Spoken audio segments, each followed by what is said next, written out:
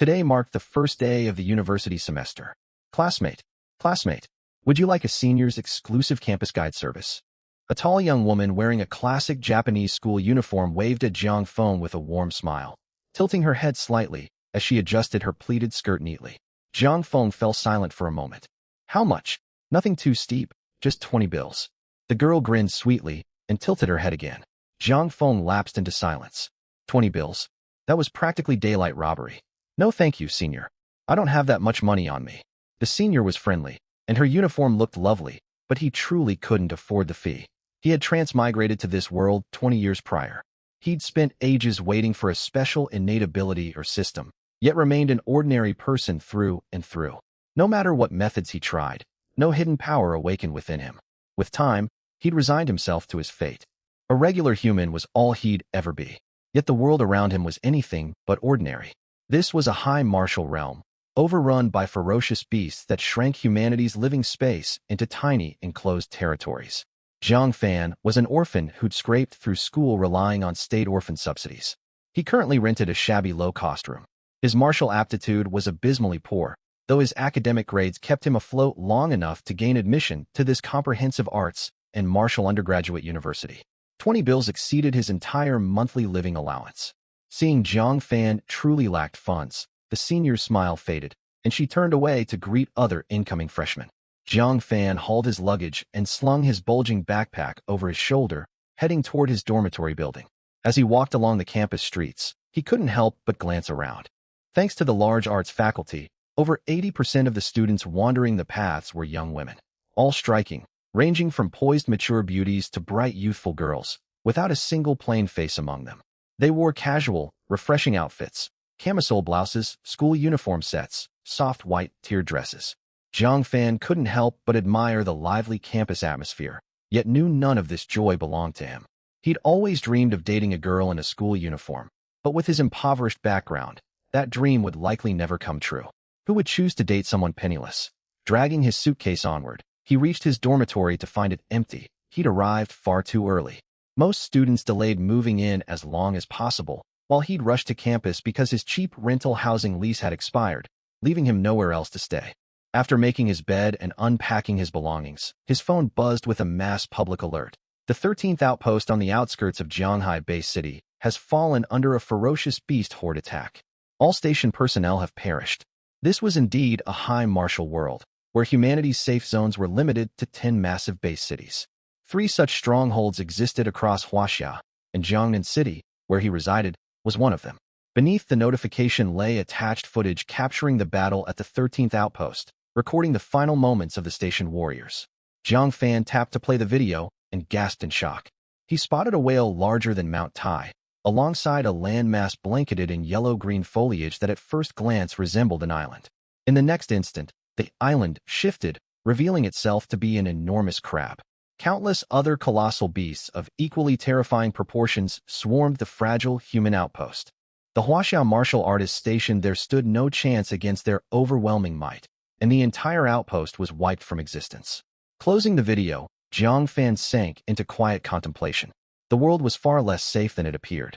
Danger lurked everywhere, and if he hoped to survive, he had to strengthen himself, at minimum, to run faster than others when disaster struck. He pulled out a martial arts practice manual and began following its cultivation instructions. An hour passed without the slightest shift in his internal energy. He gave up. Martial potential was everything. For 18 years he'd trained, yet still failed to cross the threshold of martial apprentice. Stuck permanently as a regular mortal, one of the weakest humans in all of Jiangnan Bay City. Abruptly, a translucent holographic panel materialized floating before his eyes. A system? Finally, after 18 long years of waiting, it had arrived. Overcome with emotion, he silently begged the system to reveal its abilities, imagining the peak of success and sweet campus romances awaiting him. Yet the panel offered no verbal response, hovering silently mid-air without movement. Jiang Fan realized this was a silent, text-only interface. He sighed and examined its contents closely. No complex buttons lined its surface, only a single line of text. Sign in available. Sign in location, Benhai University Central Plaza. First sign in reward, immediate Grandmaster Cultivation Realm. Grandmaster Realm? Jiang Fan rubbed his eyes and reread the line, unable to believe what he saw. The cultivation ranking of this world proceeded as follows: Martial Apprentice, Martial Master, Grand Martial Master, Grandmaster, Supreme Grandmaster, Martial Saint. Grandmaster status matched the cultivation level of the university's principal. All he needed to do was reach the central plaza and sign in to attain power others spent 50 to 60 years striving for. The reward was utterly absurd. He ached to rush to the plaza at once, but his phone flashed an urgent red alert notification before he could move. A class crisis detected at Binhai University. Mutated red ants have breached campus grounds. All personnel evacuate in orderly fashion. The central plaza is designated a red danger zone. City guard reinforcements will arrive within 2 hours. Remain clear of the hazardous area at all costs. Jiang Fan froze. Of all possible sign and locations, it had to be the plaza now overrun by ants. Though Binhai University sat within the inner city of Jianghai Bay City, far from the outer wilderness, a sudden ant incursion defied all logic. Someone's hurt. The red ant swarm is everywhere. The guards won't get here for 2 hours. This whole campus will be destroyed by then. I just started university. I don't want to die so soon. Quit worrying about socializing. We need to get out alive first. Panicked shouts echoed across the campus. Peering through his dorm window, Jiang Fan watched dozens of students stumble and flee from the plaza, several dragging broken limbs as they barely escaped. Terror glazed their bloodshot eyes, as though they'd witnessed unspeakable horrors. A dormitory building blocked his line of sight to the plaza, hiding the full extent of the catastrophe. If the ant swarm numbered in the thousands, he would die before ever claiming his sign in reward, robbed of his shot at Grandmaster power. As he weighed his options, the translucent system panel shifted to display a countdown timer. 5 minutes remaining. Jiang Fan instantly understood the stakes. He only had 5 minutes left to complete his sign-in. If he missed this window, the opportunity might never return. His next chance could land him in an even deadlier location with no hope of success. This was likely his only shot. He stood immediately and headed for the plaza, resolved to assess the situation firsthand. Help! Someone save us. I haven't even gotten to enjoy campus life yet. I don't want to perish. Shrill cries for help mingled with the feral screeches of mutated beasts. Drawing near the plaza's perimeter, Jiang Fan caught sight of scattered body parts strewn across the pavement. A grim sight that tightened his chest. A deafening roar cut through the chaos next, and Jiang Fan lifted his gaze, freezing rigid in place. Countless massive red ants filled every inch of the plaza, with a giant circular burrow at its center spawning endless waves of the creatures. Each ant rivaled the size of a large transport truck, rendering humans tiny and helpless in comparison. Crimson mist swirled around their bodies, condensed from the blood of their victims. The ants bared massive, jagged mandibles, tearing apart fallen students and swallowing them whole. Some survivors who'd fainted regained consciousness mid-attack, forced to watch their own bodies devoured. Acidic green venom dripped from the ants' jaws, hissing and releasing clouds of white smoke the instant it hit concrete. Jiang Fan lost count of their sheer numbers. If left unchecked, the swarm would overrun the entire university before spreading outward into the city. A loud bellow echoed from the distance. Over a dozen middle-aged men in fitted martial arts uniforms sprinted toward the plaza, channeling all their internal strength to charge the ant horde. These were the university's martial arts instructors, the campus's few competent combatants. Unfortunately, their cultivation capped at Grand Martial Master, far insufficient to stand against the ant swarm. Though individual ants only held Martial Master tier strength, their overwhelming numbers overwhelmed every advantage. The teachers were torn to shreds mere moments after charging into the swarm, unable to utter a single scream. Cold sweat dripped down Jiang Fan's spine, yet a thought cut through his fear. These ants were merely Martial Master rank, dangerous only in quantity. If he claimed Grandmaster power via sign-in, none of them would pose a threat. He took one step forward, only for a voice to ring out behind him. That ant swarm must number at least 10,000 strong. An elderly man approached from the rear, clad in a black martial arts uniform. Worry etched his aged face, yet resolve hardened his features beneath the fear. By the time the city guards arrive, every student here will be dead. These youths are the future of our base city. If they perish, humanity will have no next generation. Recently, these beasts have grown eerily intelligent, targeting schools across the territory. It's as if they understand eliminating our young will break human civilization. Boy, flee this place as fast as you can. Leave this to this old man. The elder turned to face Jiang Fan, then blinked in surprise. Not a trace of fear clouded the youth's expression. If anything, Faint excitement lingered on his features. He'd trained countless martial arts students over his decades of teaching. Even seasoned trainees who'd practiced within the base city for years trembled at their first sight of ferocious beasts, too terrified to grip a blade. Yet this youth carried no trace of martial aura, clearly an ordinary mortal, and faced the carnage with greater composure than any veteran trainee. The elder's own resolve strengthened at the sight. Clenching his fists, the elderly principal shed his outer coat to reveal a powerfully muscular frame. A thunderous crack shook the ground beneath his feet, sending clouds of dust billowing upward. He vanished in a blur of motion, charging into the plaza to buy the fleeing students as much time as possible. He'd seen the future, and he would hold the line no matter the cost. The elder waded into the ant swarm, felling one giant insect with each punch. The truck-sized red ants crumpled like fragile paper beneath his strikes. Beasts, meet your end. Though my years are many, disposing of vermin like you is child's play. I fought on the front lines of the beast wars, earned my medals. Slaying you pests is easier than slaughtering livestock. Before his words faded, a shadow streaked through the ant horde. A razor-sharp claw sliced cleanly through the elder's arm, sending his body flying backward. He never even caught a glimpse of his attacker. His frame slammed hard against the campus teaching building wall, searing agony threatening to drag him into unconsciousness, and despair crashed over his mind. When his vision cleared, he laid eyes on the perpetrator, a massive ant whose carapace darkened to deep crimson black, twin hardened horns sprouting from its head.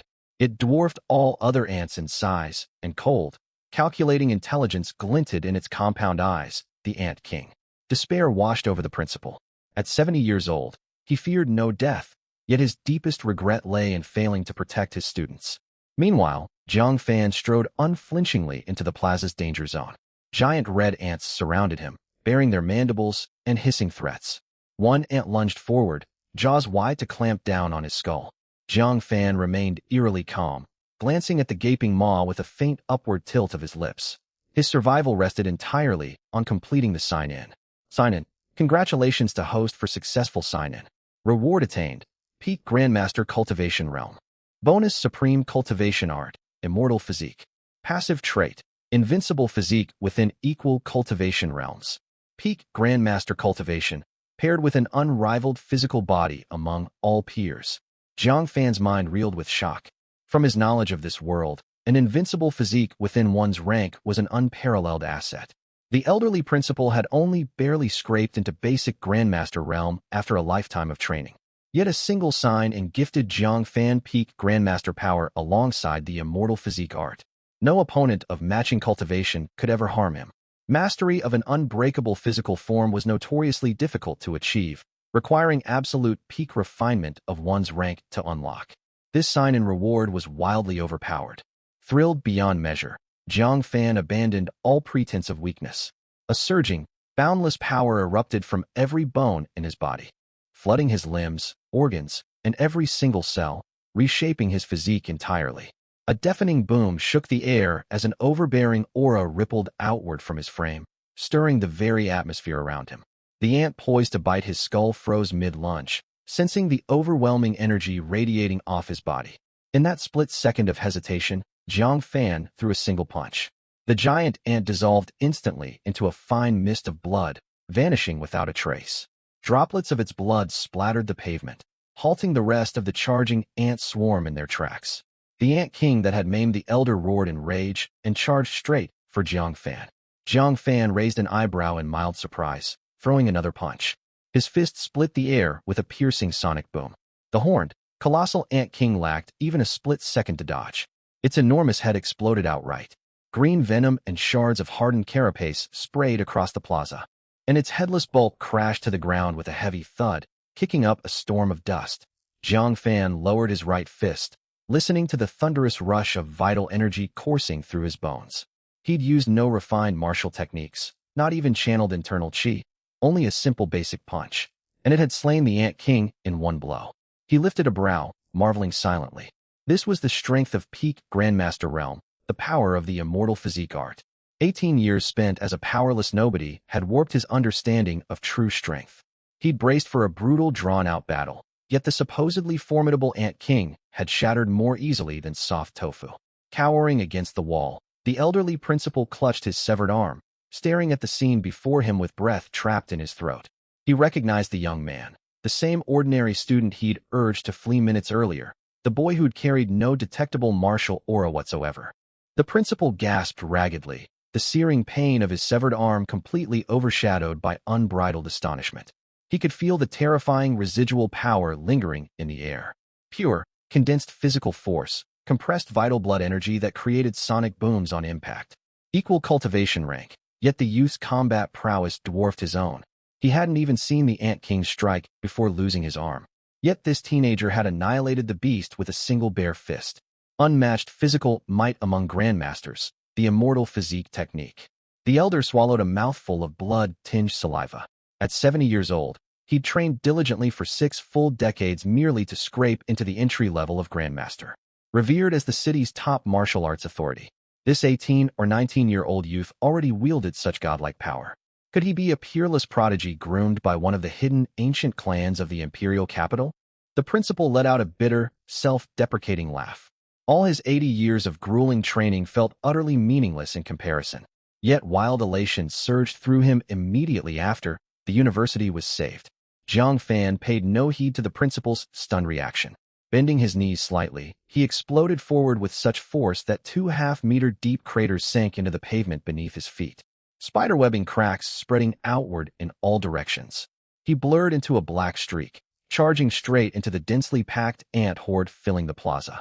Punches, whip-like kicks, elbow strikes, shoulder charges, no flashy complex forms, only raw, unfiltered brute force unleashed without restraint. Every step Zhang Fan took left another massive red ant reduced to smoldering remains. Green acidic venom hung suspended in midair like a tangled net, ant limbs and carapace fragments raining down across the pavement. One giant ant lunged to sink its indestructible mandibles into the nape of his neck. Zhang Fan stood perfectly still, making no attempt to dodge, letting jaws strong enough to crush armored vehicles clamp down against his skin. A sharp cracking sound echoed as the ant's mandibles shattered completely against his unyielding flesh. Zhang Fan seized the creature's antennae with one hand, twisted his waist, and swung its truck-sized body in a wide arc, hurling it into the surrounding swarm to flatten dozens of its kin in a single blow. His kill efficiency was horrifyingly high. Inside the teaching building, students who had closed their eyes, ready to meet their end, snapped them wide open. Holy crap! Who is that person? A boy leaned half his torso out the window, his voice cracking with shock. The surviving martial arts instructors also froze mid-retreat, staring blankly at the one-sided slaughter unfolding on the sports field. Are they a guardian? Did a top-tier guardian arrive early? A girl student burst into tears of relief. Nonsense. A master-ranked instructor beside her swore sharply. Have you ever seen a guardian wearing our bin-high freshman uniform? That's no guardian at all. Silence crashed over the crowd. Every gaze locked onto the figure in the blue and white school uniform, standing with their back turned. Seconds later, the crowd erupted in chaotic chatter. A freshman? You're calling that a freshman? He punched apart a red ant the size of a full-size transport truck. That destructive power, that speed, he's definitely a grandmaster-level powerhouse, or even higher. A peerless prodigy sent down from the capital-based city to experience ordinary life? Whoever he is, we're saved. I'm latching onto this powerhouse for dear life. We're going to live. Despair was swept away in an instant. Several wounded instructors tightened their grips on their broken blades, eyes blazing red, and roared as they charged at stray ants lingering on the perimeter. Students, stand and fight these beasts. We can't let this prodigy bear the battle alone. Inspired, the students grabbed whatever weapons they could find and moved to clear the red ants at the field's edges alongside the instructors. Zhang Fan came to a halt. A wide empty stretch surrounded him. It was carpeted with green bodily fluid and the mangled remains of red ants. Yet his brows furrowed.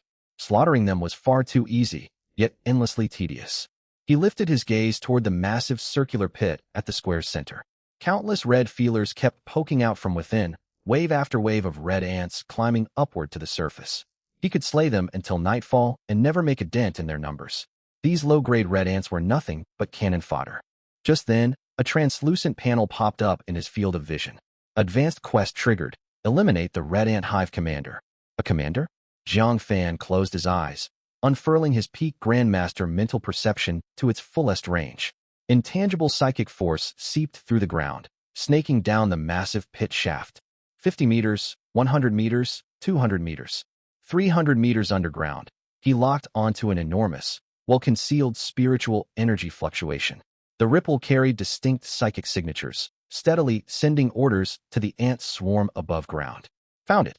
Jiang Fan opened his eyes, his figure flickering to the pit's edge in a split second. Without hesitation, he dove straight down. Wind howled in his ears. The pit walls crawled with dense swarms of red ants. Spotting Jiang Fan falling, they bared their fangs and lunged for him. Jiang Fan's blood essence surged beneath his skin. A domineering protective energy burst forth from his body. Every ant drawing near was reduced to clouds of bloody mist before they could even brush his uniform. Boom. His feet slammed into the ground. He stood inside an extraordinarily vast underground cavern. Low, rumbling snarls echoed from the end of the passage ahead. Jiang Fan stepped forward. In the hollow underground hall, over a dozen far larger, dark red mutated ant kings twisted their heads toward him. Pale blue light glinted off the twin horns atop their heads, boxing Jiang Fan into an inescapable circle. Each one exuded an aura no weaker than the ant that had broken the principal's arm earlier. A dozen peak general-tier demonic beasts. Jiang Fan twisted his neck, crisp cracking sounds ringing out from his spine. The ant king struck all at once. Giant claws tore through the air, sealing off every escape route for Jiang Fan. Pale blue venom sprayed from their jaws, hissing and corroding the stone floor where it landed. Jiang Fan advanced instead of retreating. He drove his right foot hard into the ground.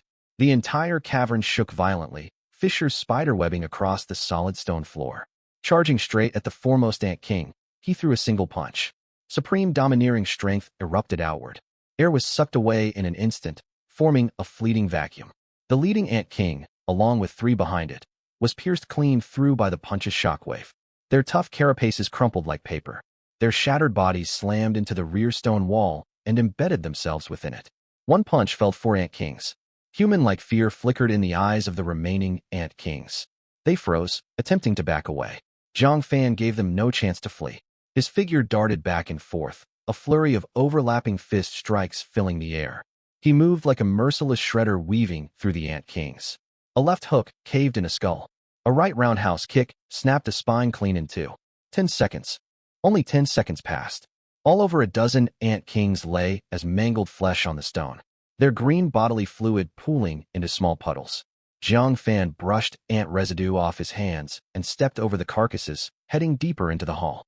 A thick, fetid stench washed over him, and the space ahead opened up drastically. A pale white colossal worm hundreds of meters long coiled at the cavern's center. It bore no hard carapace, only a bloated, plump body. Its abdomen rippled constantly. With every contraction, hundreds upon hundreds of red ant eggs spilled out, quickly carried away by surrounding worker ants. The queen ant. This was the mastermind behind the entire disaster. The queen ant sensed Jiang Fan drawing near. It halted egg-laying, its massive body thrashing wildly, and let out an ear-splitting shriek. Two tangible surges of psychic impact shot straight toward Jiang Fan's mind. Jiang Fan's frame jolted slightly. His peak Grandmaster psychic power countered automatically, erecting an impenetrable mental barrier in his consciousness that crushed the psychic assault without effort. What are you squawking about? Jiang Fan bent his knees and launched himself forward with explosive force. The hundreds of meters separating them vanished in an instant. He leaped high into the air, lacing his hands together into a single heavy fist. Vast surging power pooled unreservedly in his arms, his muscles bulging and straining the seams of his school uniform until fabric split open. Die! His dual fists carried the weight of 10,000 joon of force. It slammed hard into the queen ant's enormous head. Boom! A deafening roar reverberated through the underground tunnels. Green bodily fluid geysered upward, splattering the cavern's ceiling. The queen ant's massive body convulsed violently, thrashing against the stone walls and triggering widespread cave-ins. After several seconds, all movement ceased. The giant pale body went limp on the ground, all life extinguished. Jiang Fan landed on the stone floor, and the translucent interface flickered open once more. Advanced quest completed. He was about to check his reward when his gaze snagged on the queen ant's corpse. A thin dark purple thread ran through its remains. Jiang Fan knelt down, pinching the thread between two fingers. It felt cold to the touch, lacking physical substance, more a fusion of pure psychic force and tangled chaotic energy. He pulled gently. Snap! The thread shattered instantly, dissolving into tiny black specks that faded into the air. But in the split second before it vanished, Jiang Fan's psychic power caught a faint spatial coordinate rippling outward, pointing toward the outskirts of Jiangnan City. This was no natural disaster. Something behind the scenes controlled the red ant swarm, locking onto Bin Hai Hai's exact coordinates with precision. What did Bin Hai Hai possess that the hidden mastermind would unleash such a massive ant horde to seize? He could not fathom the answer and pushed the thought aside. They were merely beasts, after all. He would eliminate every last one. Jiang Fan stood, wiping green slime off his palms, then drove his legs hard against the ground. Boom. The underground cavern collapsed entirely as Jiang Fan shot upward along the massive pit shaft, soaring toward the sky. Sunlight spilled down over him once more. He landed steadily on the devastated sports field. Dead silence hung thick all around. From the teaching building corridors and behind rubble along the field's edge, hundreds of pairs of eyes fixed rigidly on the figure in the blue and white uniform. No more roars. No more the scraping rustle of crawling ants. It was over. We survived. A bloodied boy's knees buckled, and he dropped to the ground, sobbing loudly. His cry acted like a switch. Shouts of relief, weeping, and wild cheers erupted across Bin Hai Hai as survivors released their pent-up terror. Students embraced one another, while several instructors whose weapons had broken collapsed exhausted onto blood-soaked stone, gasping for breath. The crowd parted spontaneously to clear a path. Principal Lin hobbled forward, his broken arm crudely wrapped in bandages. He set aside all authority as school head and bowed deeply, his remaining left arm hanging loose in a formal junior martial arts salute. 3,000 faculty and students of Bin Hai Hai offer our deepest gratitude for saving our lives, Senior. The surrounding students and instructors fell quiet, bowing low toward Jiang Fan in unison. Jiang Fan stepped sideways to avoid the full bow, reaching out to steady the principal's elbow. There is no need for such formality, Principal. I am a student of this school. Helping out is only natural. The principal's gaze toward Jiang Fan brimmed with even greater reverence. In the martial arts world, skill alone commands respect. Most young prodigies carried arrogant airs. Yet this youth bore no conceit, nor did he look down on those weaker than himself. He treated others with unexpected kindness. This was the mark of a true powerhouse. May I ask where you hail from, Senior? Principal Lin lowered his voice, tentative curiosity lacing his tone. Are you an envoy from a hidden powerful clan in the capital? In his eyes, a youth of 18 or 19 wielding peak grandmaster combat strength could never come from an ordinary household. He had attended multiple martial arts tournaments in the capital and seen the so-called prodigies cultivated by wealthy corporations and ancient clans with endless supplies of rare resources. Yet beside the boy before him, those prodigies were nothing. They were nothing more than sheltered greenhouse flowers. Jiang Fan released his grip, his tone calm and unassuming. I'm a local from Jiangnan City, living in the old downtown district. Principal Lin froze. A local? His facial muscles twitched uncontrollably. A regular backwater like Jiangnan City, birthing a dragon capable of punching apart Grandmaster-tier demonic beasts? But he dared not press further. Powerhouses guarded their secrets, and prying would be rude. At that moment, thunderous engine roars boomed overhead. 5 sleek black-armed drones tore through the clouds and hovered above the field. Fierce winds whipped splatters of green ant fluid across the ground. Cargo hatches slid open. 5 figures leaped dozens of meters down from the aircraft. Thud, thud, thud. All 5 landed smoothly. They were clad in identical black tactical uniforms emblazoned with the Jiangnan Guardian Corps insignia on their chests. Each gripped an alloy longsword glowing faint emerald, its high-frequency vibrating edge humming sharply as it sliced the air. A young woman led the group. She wore short-cropped hair, her tall, toned frame accentuated by the tactical uniform, which highlighted her powerful athletic build. Most striking of all were her vivid blue eyes, cold and haughty, brooking no argument. Her features alone would make her the most sought-after beauty at Bin Hai Hai, the kind to spark rivalries between male students. But right now, shock flooded her blue irises as she scanned her surroundings. The field lay carpeted with mangled ant remains, not a single intact corpse to be seen. Nothing but crushed carapace and pulped flesh. Captain, scanners confirm all underground life signatures have vanished. A male subordinate glanced down at the instrument strapped to his wrist, swallowing hard, including the queen ant. The blue-eyed woman drew a deep breath and turned her gaze to Principal Lin, striding forward with disbelief heavy in her voice. Principal Lin, what happened here? Intelligence stated this ant nest held over a dozen peak general ant kings, and the underground queen ant itself reached grandmaster peak strength. She glanced at his bandaged, broken arm, her brows knitting tight. Even with every martial arts instructor at this school, none of you have reached the martial sovereign tier. How could you wipe them all out?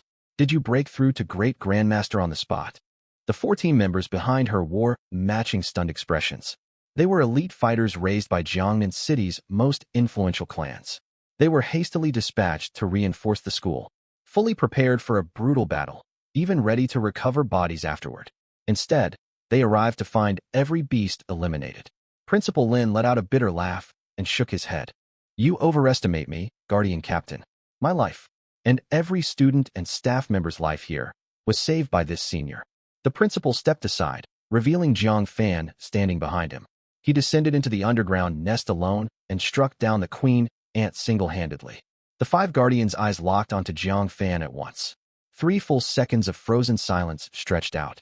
The blue-eyed woman's pupils constricted sharply. She activated the spiritual energy detection visor built into her uniform. Through its lens, the teenage boy in the cheap school uniform blazed with crimson light, as bright as a star. Blood essence radiating outward, peak Grandmaster realm. Moreover, his blood essence burned pure and domineering. No trace of hollow instability, far more terrifying than any Grandmaster she had ever encountered. You. Her lips parted, the unshakable composure she prided herself on crumbling completely. What was she seeing? A peak Grandmaster powerhouse. Clad in a 50 yuan cheap freshman uniform from Binhai High. On his feet, a worn pair of canvas sneakers caked in green ant fluid. One youth clearing a high-difficulty dungeon single-handedly that held a dozen ant kings and a peak Grandmaster Queen Ant? Holy hell. One male subordinate behind her could not hold back a crude exclamation. All 5 of them had grown up soaking in medicinal baths, feasting on top-tier demonic beast flesh, and practicing clan-inherited high-grade martial arts techniques. They had reached Grandmaster rank in their 20s, and were hailed as Jiangnan City's brightest rising stars. Now, a boy several years younger than them, dressed like a student from a low-income household. He stood amid mountains of Grandmaster tier beast carcasses, effectively telling them he had handled every monster here alone. The stark contrast trampled their self-assured pride flat. The blue-eyed woman quickly regained her bearings, shutting off the visor. The cold detachment faded from her eyes, replaced by a warm, approachable smile. She strode over to Jiang Fan and held out her right hand. Su Qinghan, captain of the 3rd Jiangnan Guardian Corps Unit. Thank you for intervening to save countless lives. Her mind raced rapidly. Power and talent like this at such a young age could not go unnoticed. He was either the personal disciple of a reclusive supreme expert, or a top noble heir sent from the capital to train in the outside world. Either way, forging a bond with him could only benefit their corps. Jiang Fan glanced at her outstretched hand, did not take it, and gave only a slight nod. Jiang Fan. It was nothing more than a spur-of-the-moment effort. Su Qinghan did not appear embarrassed. She smoothly lowered her hand and fixed her intense gaze on him. Senior Jiang Fan, you can see the current state of affairs. Demonic beast riots are breaking out everywhere, and frontline combat strength is desperately lacking. Your talents are far wasted confined within a school campus. She paused, extending a formal offer. On behalf of the Jiangnan Guardian Corps, I formally invite you to enlist. If you agree, we will approve the highest tier of benefits. We will provide cultivation resources and authority without exception. What say you? Gasps rippled through the surrounding faculty and students. The Guardian Corps' highest tier benefits meant unimpeded freedom across Jiangnan City. It brought enough clout to earn deference even from the city mayor. Principal Lin watched Jiang Fan anxiously, holding his breath. Jiang Fan did not reply immediately. The translucent interface only he could see flickered once more in his line of sight. New sign and location, Jiangnan City Border Defense Line, Outpost 12. Sign in reward. Unknown extremely generous. Quest time limit, 48 hours. Outpost 12.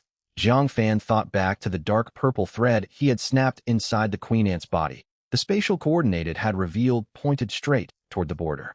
Countless beasts were surely gathered there. What was more, the hidden force orchestrating the ant swarm attack lay in that direction. He would have to travel there regardless. He lifted his eyes to meet Su Qinghan's hopeful stare. Do enlistees receive living accommodations and regular meals as benefits? Su Qinghan blinked, caught completely off guard by his line of questioning. Yes, we provide both. Private villas, specially refined demonic beast meat rations, and dedicated transport vehicles on call. Then I'll join. Jiang Fan answered without hesitation. Unmissable delight burst across Su Qinghan's face. He agreed. And so easily. She had prepared pages of persuasive arguments and all manner of resource bargaining chips, yet he only asked if food and housing were covered. Was this some powerful expert's quirky hobby of pretending to be an ordinary person? Whatever the case, the third unit had struck an unprecedented windfall. Welcome to the Guardian Corps. Su Qinghan stood straight and saluted crisply. I have one condition. I request assignment to Outpost 12. The air turned rigid the instant the words left his mouth. Su Qinghan's smile froze on her lips, and the four subordinate guardians behind her paled instantly. Senior Zhang Fan, you likely do not grasp the true gravity of the frontline situation. Su Qinghan's cheerful expression vanished, her tone turning deadly serious. 1 hour ago, every soldier stationed at Outpost 13 perished. A massive gap tore open in the defensive line, and hordes of demonic beasts surged outward from the breach to overwhelm adjacent positions. Outpost 12 bears triple its original defensive pressure, caught in the direct path of the beast tide. It is a merciless meat grinder with no end to the casualties. One male subordinate stepped forward to elaborate grimly. Warriors fall every minute, every second at that outpost. Even Grandmaster-ranked fighters cannot guarantee they will return unharmed. Outpost 12 could collapse at any moment, suffering the same fate as 13 and being wiped entirely off the map. Everyone wondered silently. Could it be he thought eliminating a swarm of ants meant he stood unrivaled under heaven? Even a peak Grandmaster would be drained dry of blood essence, trapped amid hundreds of thousands of charging beasts. The other 3 team members said nothing, yet wordless eye contact revealed their speechless disdain. This kid had taken down a few ants and already let pride get to his head. Did he really think the border defense line was just a school playground? He was simply courting disaster. Zhang Fan's expression remained calm, not even bothering to lift an eyelid. His tone brooked no room for negotiation. I'm heading to Outpost 12. If you won't approve it, forget it. The system's designated check-in location was right there. How else would he claim the rewards? As for danger, the newly acquired body immortal forging technique demanded high-intensity real combat to temper his physique. Su Qinghan stared at Zhang Fan for several seconds, searching his face for any hint of jest or empty bravado. All she found was unwavering composure, devoid of any other emotion. Very well. Su Qinghan gritted her teeth and made up her mind. I'll file a special approval request for you. But the paperwork will take 1 full day. Tomorrow morning at 8 sharp, I'll drive over personally to take you to Outpost 12. Deal. Zhang Fan turned to leave. Add my WeChat. Su Qinghan pulled out her phone. They scanned each other's codes and sent friend requests. Zhang Fan waved and walked toward the dormitory complex, leaving behind crumpled red ant carcasses and 5 border guards wearing wildly varied expressions. He returned to the dormitory building. Dark dried blood stained the corridor walls, untouched by cleaning staff. A faint mix of iron-rich blood and disinfectant hung thick in the air. Zhang Fan pushed open the door to room 404. The room buzzed with lively chatter. The 3 once empty beds were now fully made up. 3 young men huddled around the central desk, locked in an animated debate. They spun around at the sound of the door opening. A stocky young man with thick black-rimmed glasses stepped forward first, holding out an ice-cold can of cola. Hey, new roommate? Name's Wang Pongzi, local to this city. Zhang Fan. Zhang Fan took the cola, popped the tab, and took a sip. The carbonated drink washed away the faint weariness left from slaying the ants. The other 2 boys crowded closer as well. The tall, lanky one was Li Fei, and the dark-complexioned young man was Zhang Chong. Buddy, where were you earlier? Did you get hurt? Li Fei's gaze swept over Zhang Fan's blue and white school uniform, spotted with faint green stains. Just wandered around outside. Zhang Fan pulled out a chair and sat down. You have insane luck. Wang Pongzi slapped his thigh, leaning in excitedly. You have no idea what chaos erupted on campus earlier. Swarms of red ants broke loose, and even the old principal lost an arm to their bites. What happened afterward? Zhang Fan humored them and asked. Afterward, Zhang Chong cut in, eyes blazing with excitement. A mysterious young grandmaster descended out of nowhere.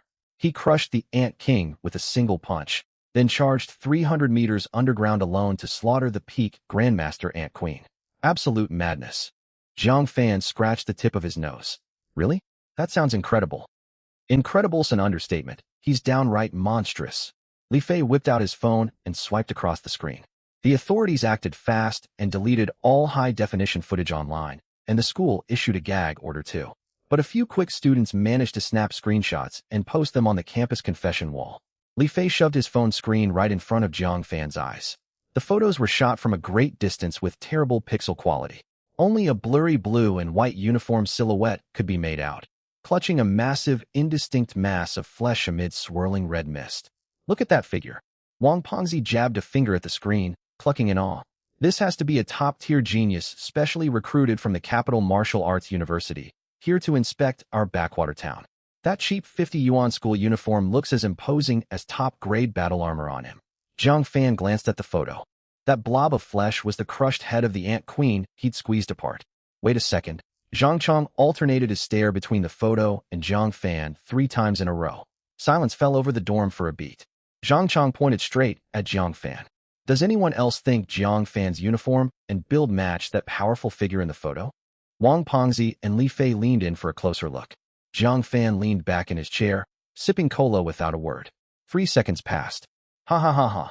Wang Pengzi burst into thunderous laughter, clapping Zhang Chong hard on the shoulder. Old Zhang, did those red ants scramble your brain? If Zhang Fan was that grandmaster powerhouse, I'd chew up and swallow this entire cola can right now. Li Fei joined in the laughter too. Exactly. That man's a peak grandmaster. He wouldn't share a shabby 4-person dorm with us at this second-rate university. He'd live in a standalone villa fitted with spirit-gathering formations. Besides, Zhang Fan's chi aura can't even reach the martial apprentice realm. Zhang Chong scratched his head, embarrassed. Fair enough. I let my imagination run wild. Still, Zhang Fan, what's that green smudge all over your uniform? It's a pretty weird stain. Zhang Fan smiled and offered no explanation. Go wash up quickly. Tonight the lot of us are treating ourselves to a feast to celebrate surviving the ant disaster. Wang Pengzi made arrangements enthusiastically. Zhang Fan grabbed his change of clothes and headed into the bathroom. He listened to his roommates outside chattering nonstop, speculating over what the mysterious grandmaster looked like and whether he had a partner. A faint smile tugged at Zhang Fan's lips. After showering, Zhang Fan laid back down on his lower bunk bed. The clatter of keyboard taps and occasional shouts from his gaming roommates filled the surrounding space. This quiet, ordinary warmth wasn't half bad. He'd spent 18 years in this transmigrated world, struggling nonstop just to scrape by and break through the threshold of martial cultivation. Every day he survived on the cheapest nutrient pastes and practiced generic low-grade basic techniques, yet never managed to step foot into the martial apprentice rank. Now he stood at peak grandmaster, his body forged toward immortality. He clenched his fist. Beneath his skin, thick, heavy vital blood surged, holding power enough to collapse entire mountain peaks. Campus life. Ordinary youthful days, casual banter with regular roommates. If he'd rushed straight to the front lines to become nothing more than a cold-killing machine, this transmigration would have been utterly dull. A person needed to taste the warmth of mortal life once in a while. But peaceful days wouldn't last long. Zhang Fan closed his eyes, calling up the transparent system panel floating in his mind.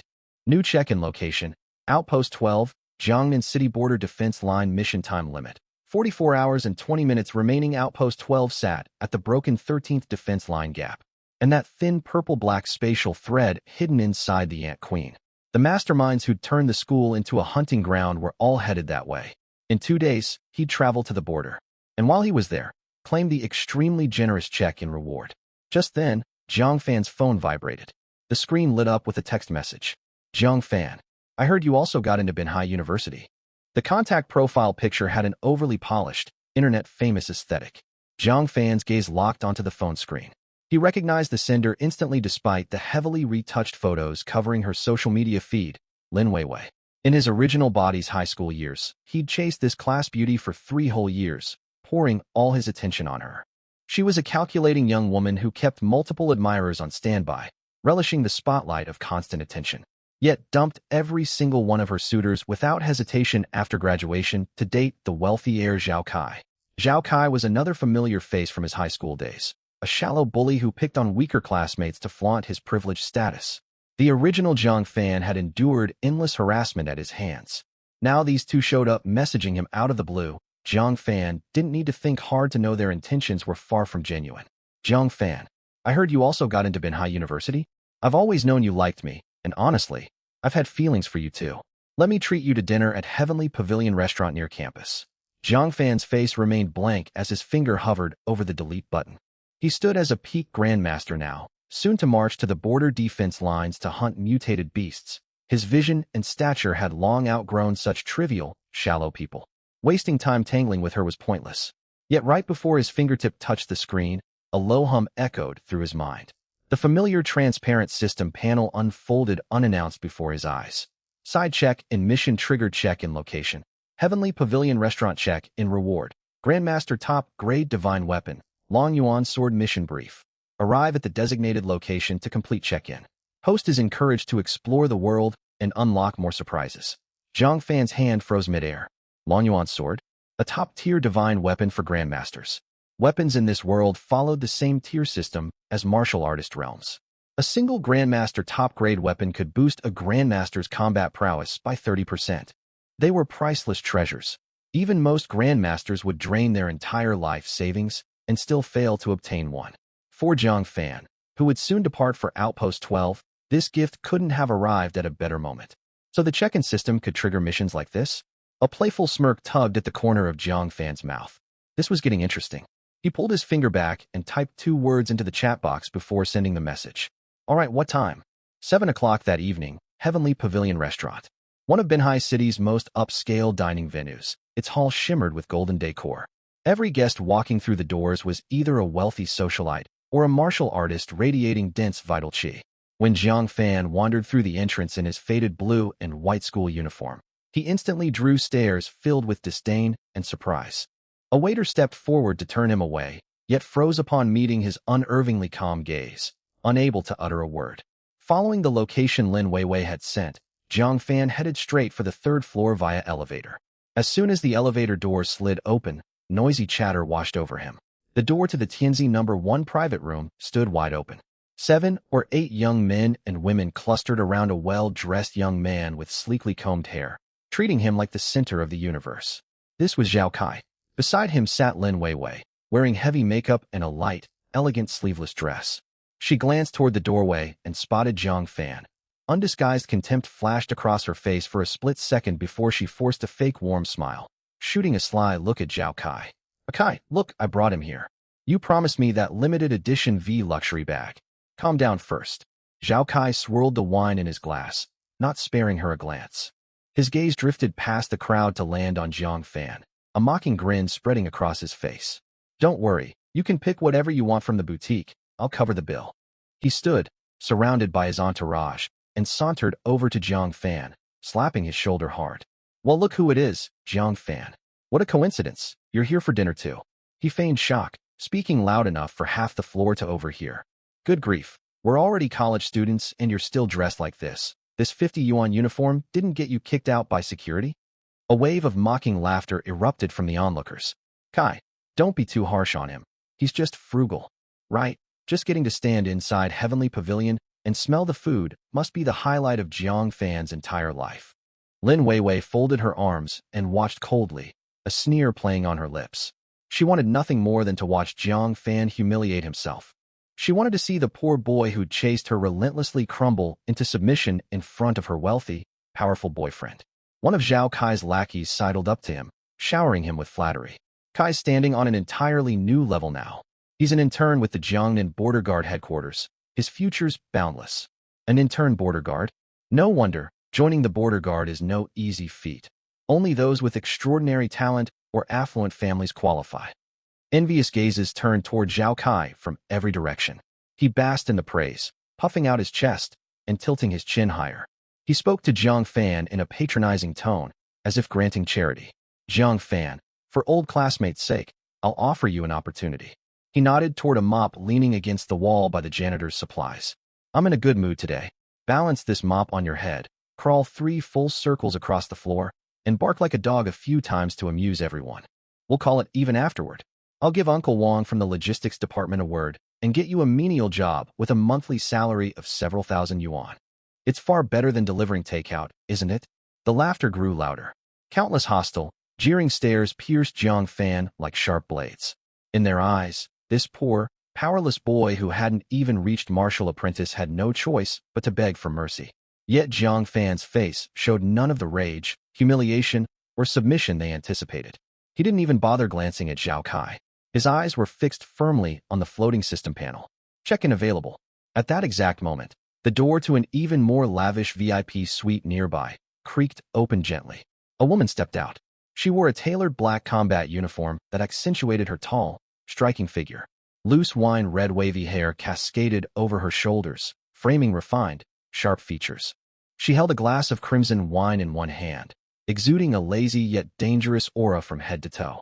The woman leaned against the doorframe, watching the petty drama unfold with keen interest, drawn over by the raucous noise. Her gaze swept past the arrogant Zhao Kai and his fawning companions, before finally settling on Jiang Fan standing in the center, clad in his cheap school uniform. A faint furrow creased her elegant brows. Strange. This student carried not a trace of vital qi, weaker than an ordinary civilian. Yet why, when her eyes landed on him, a faint prickle of dread crawled up her spine, as if beneath that thin, unassuming frame slumbered a primal beast capable of tearing heaven and earth asunder. Was it just an illusion? The woman swirled the red wine in her glass, a playful smile tugging at her lips. It seemed she'd stumbled upon something fascinating. Back in the hallway, Zhao Kai grew impatient when Jiang Fan remained silent, his amused grin fading into a scowl. What? Cack out your tongue. Or do you think my generous offer isn't good enough? His eyes turned cold, and he stepped forward, reaching out to grab the collar of Jiang Fan's uniform. I've given you enough respect. Today His words died unfinished. Jiang Fan had finally moved. He did not dodge or resist. He simply lifted his head slowly, his ancient, calm eyes locking onto Zhao Kai for the very first time. What a gaze it held. No anger, no fear, not even revulsion. Only boundless, detached indifference. Like a deity staring down at a noisy fly buzzing about. Jiang Fan parted his thin lips and spoke two quiet words. Finished. The air across the entire corridor seemed to freeze for a heartbeat. Zhao Kai's face flushed bright red before draining ashen pale, overcome by an unprecedented sense of insult. Damn it. He dropped all pretense, snarling viciously. Who do you think you're talking to?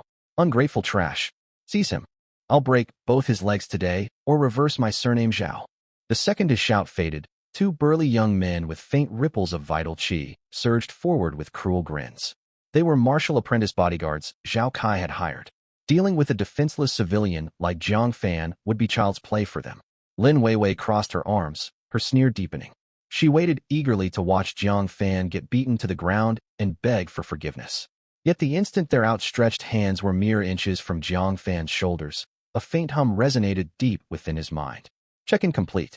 Congratulations, host, for obtaining Grandmaster top-grade divine weapon, Long Yuan sword.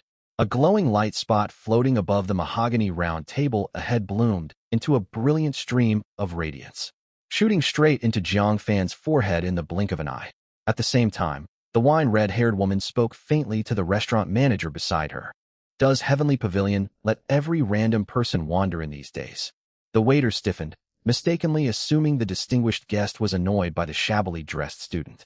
He rushed to apologize. My apologies, madam. I'll escort him out at once. I'm not referring to him. The woman's red lips curved slightly as she continued. Martial cultivation begins with cultivating virtue, flaunting trivial family wealth and shallow cultivation to bully fellow students. Tarnishing the border guard's reputation, trash like him are the real eyesore. Cold sweat broke out across the waiter's forehead. This woman was a high-ranking elite dispatched from Jiangnan border guard headquarters. Even Zhao Kai's father would bow respectfully in her presence. A fleeting thought crossed Jiang Fan's mind. The original body had truly lived a miserable life, bullied relentlessly by such worthless people for 3 years without daring to stand up for himself. He did not even spare a glance at the two bodyguards lunging toward him. The next second, an abrupt, earth-shaking shift occurred. No dramatic preamble, no dazzling light effects. A profound, shadowy purple-black glow bloomed out of thin air directly before Jiang Fan. An ancient long sword hovered suspended in midair. Its blade stretched long, forged to look like solid obsidian, yet swirled with faint purple lightning beneath the lamplight. A lifelike black dragon coiled around its guard, jaws stretched wide as if roaring soundlessly. An indescribable, terrifying pressure exploded outward centered on the sword, sweeping across the entire third floor like a collapsing mountain or a raging tidal wave. The aura radiated unbridled sharpness and domineering ancient primal might. Crack, crackle. Glass ornaments lining the corridor walls and expensive framed paintings instantly spiderwebbed with countless fissures. The two martial apprentice bodyguards charging toward Jiang Fan with vicious grins froze mid-smile. They could not even make out what had happened before an invisible, terrifying energy wave slammed straight into them. Uft. Struck as if by a giant sledgehammer, both men spewed blood, their bodies flying backward like broken kites. They crashed through several tables and chairs one after another, bones cracking loudly upon landing. Their internal organs had been reduced to mush, and they were beyond saving. Silence blanketed the entire venue. Every person froze mid-motion, faces contorted with abject terror as if they had seen a ghost. Zhao Kai's jaw hung open, his eyes bulging nearly out of their sockets. The sneer on Lin Weiwei's face hardened into sheer dread. Her legs buckled, and she collapsed heavily to the floor. A top-tier Grandmaster spirit weapon. The woman with wine-red hair's pupils constricted sharply. Her usual lazy demeanor vanished, replaced by bone-deep shock. She stared fixedly at the purple-black longsword hovering before Jiang Fan, her knuckles whitening from how tightly she gripped her wine goblet. The Dragon Abyss sword. This aura, it was unquestionably top-tier. She herself, a dignified great Grandmaster, wielded only a mid-tier Grandmaster weapon, something her clan had spent an astronomical sum to acquire. Yet this student clad in cheap school uniform, who looked far more ordinary than average, could summon a top-tier spirit weapon. He could summon a weapon capable of driving countless Grandmasters mad with envy with a mere thought. What kind of monstrous being was he? A warm stream trickled down Zhao Kai's trousers, and a sharp, acrid stench spread through the air instantly. He had been terrified to the point of losing control of his bodily functions. Jiang Fan finally moved.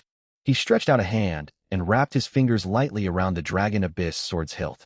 The moment his skin touched the blade, a profound sense of kinship welled up within him. It felt as though the sword was an extension of his own body. He lifted his gaze, sweeping a calm glance over Zhao Kai and Lin Weiwei, who lay crumpled on the ground. His voice was soft yet crystal clear to every ear in the room.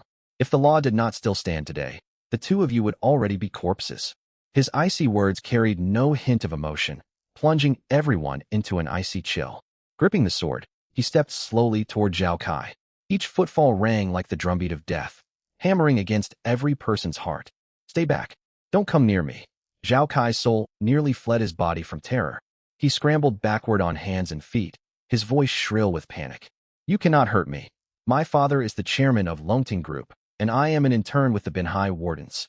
If you lay a finger on me, the Wardens will hunt you down without mercy. Longting Group, Binhai City's largest conglomerate spanning technology and military industry. With assets worth hundreds of billions, bound by countless ties to the military and Wardens. No wonder Zhao Kai acted with such unbridled arrogance. To ordinary folk, this was an unrivaled background. But to Jiang Fan, annoying. He did not slow his pace for a single second. Beneath Zhao Kai's horrified, despairing stare, he raised the Dragon Abyss sword. No fancy martial arts stances, only a plain, straightforward thrust. Squelch. The sword tip pierced Zhao Kai's Dantian energy core with pinpoint precision. Jiang Fan twisted his wrist, and a tyrannical, unmatched burst of sword chi erupted forth. Ah! Zhao Kai let out an inhuman, shrill scream, collapsing to the ground like a boneless mass and convulsing violently. His martial arts foundation, his entire reservoir of vital energy, every meridian in his body, all were shredded to pieces by that single strike. From this day onward, he would be weaker than a common civilian, a living invalid confined to a hospital bed for the rest of his days. You're ruthless. Blood froth mixed with fragments of internal organs bubbled from Zhao Kai's mouth, as he glared at Jiang Fan with venomous hatred. The Wardens will cut you into 1,000 pieces. Jiang Fan sheathed his sword, not bothering to spare him another glance. A mere Warden in turn?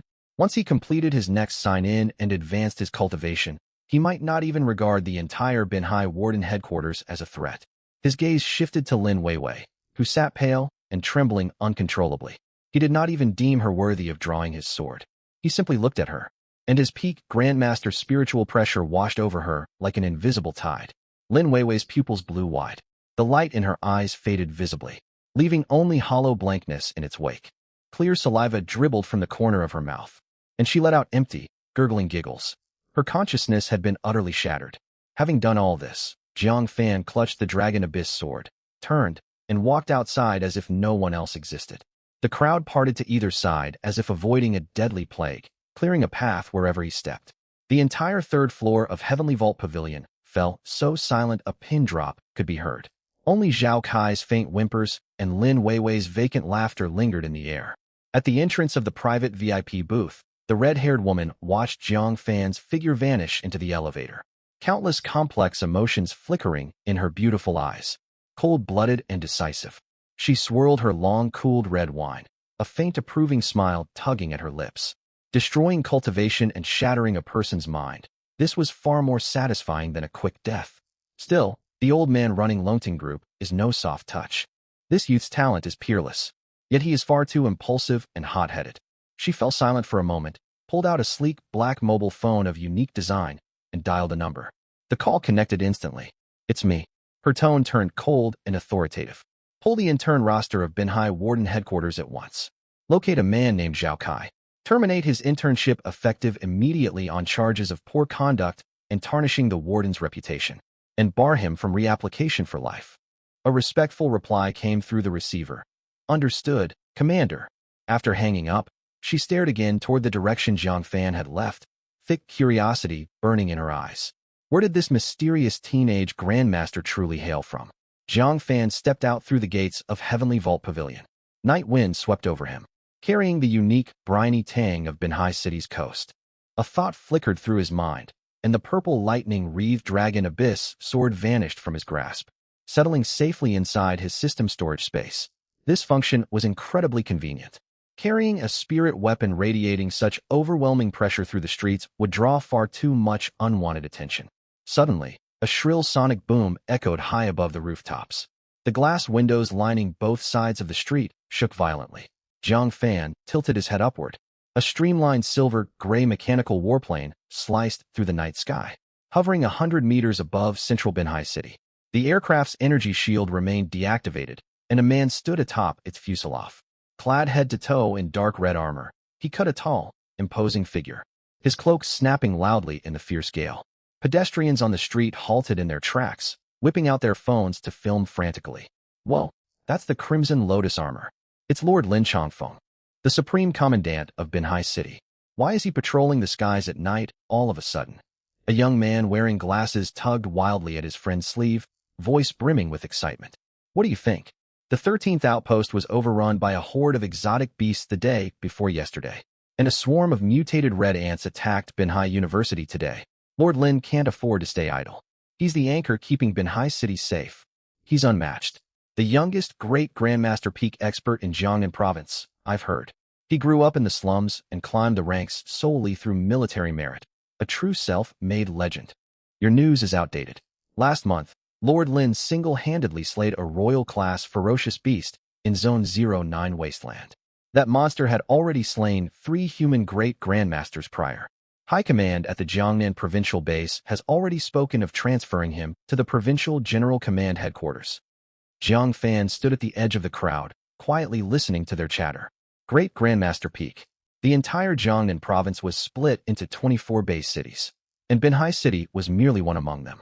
A single Great-Grandmaster Peak cultivator held authority over an entire city of millions as Supreme Commandant. Jiang Fan sensed the surging, tyrannical vital energy flowing within his body. He currently cultivated at Grandmaster Peak, only a single step removed from the Great Grandmaster realm.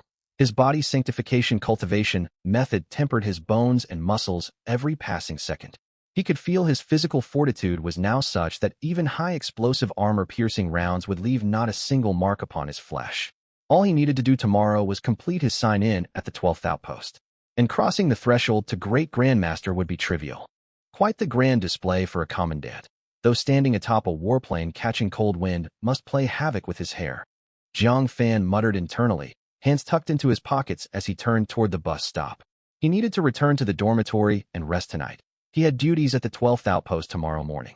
At that same hour, atop the penthouse floor of Longting Finance Tower in central Binhai City, Zhao Ting gripped his phone tightly before floor-to-ceiling panoramic windows, his face livid with rage. The trembling voice of the attending hospital physician crackled from the receiver. "Young Master Zhao. Second Young Master's Dantian energy core is completely shattered, 70% of his meridians severed. Modern medical technology cannot repair such damage. From now on, the second young master will be confined to a wheelchair for life." Crack! Zhao Ting's fingers clenched with brutal force, crushing the communication device to pieces in his palm. Jiang Fan.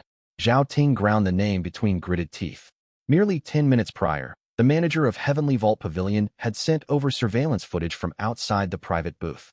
He had watched firsthand as this uniform-clad poor student summoned a sword out of thin air and crippled his own younger brother.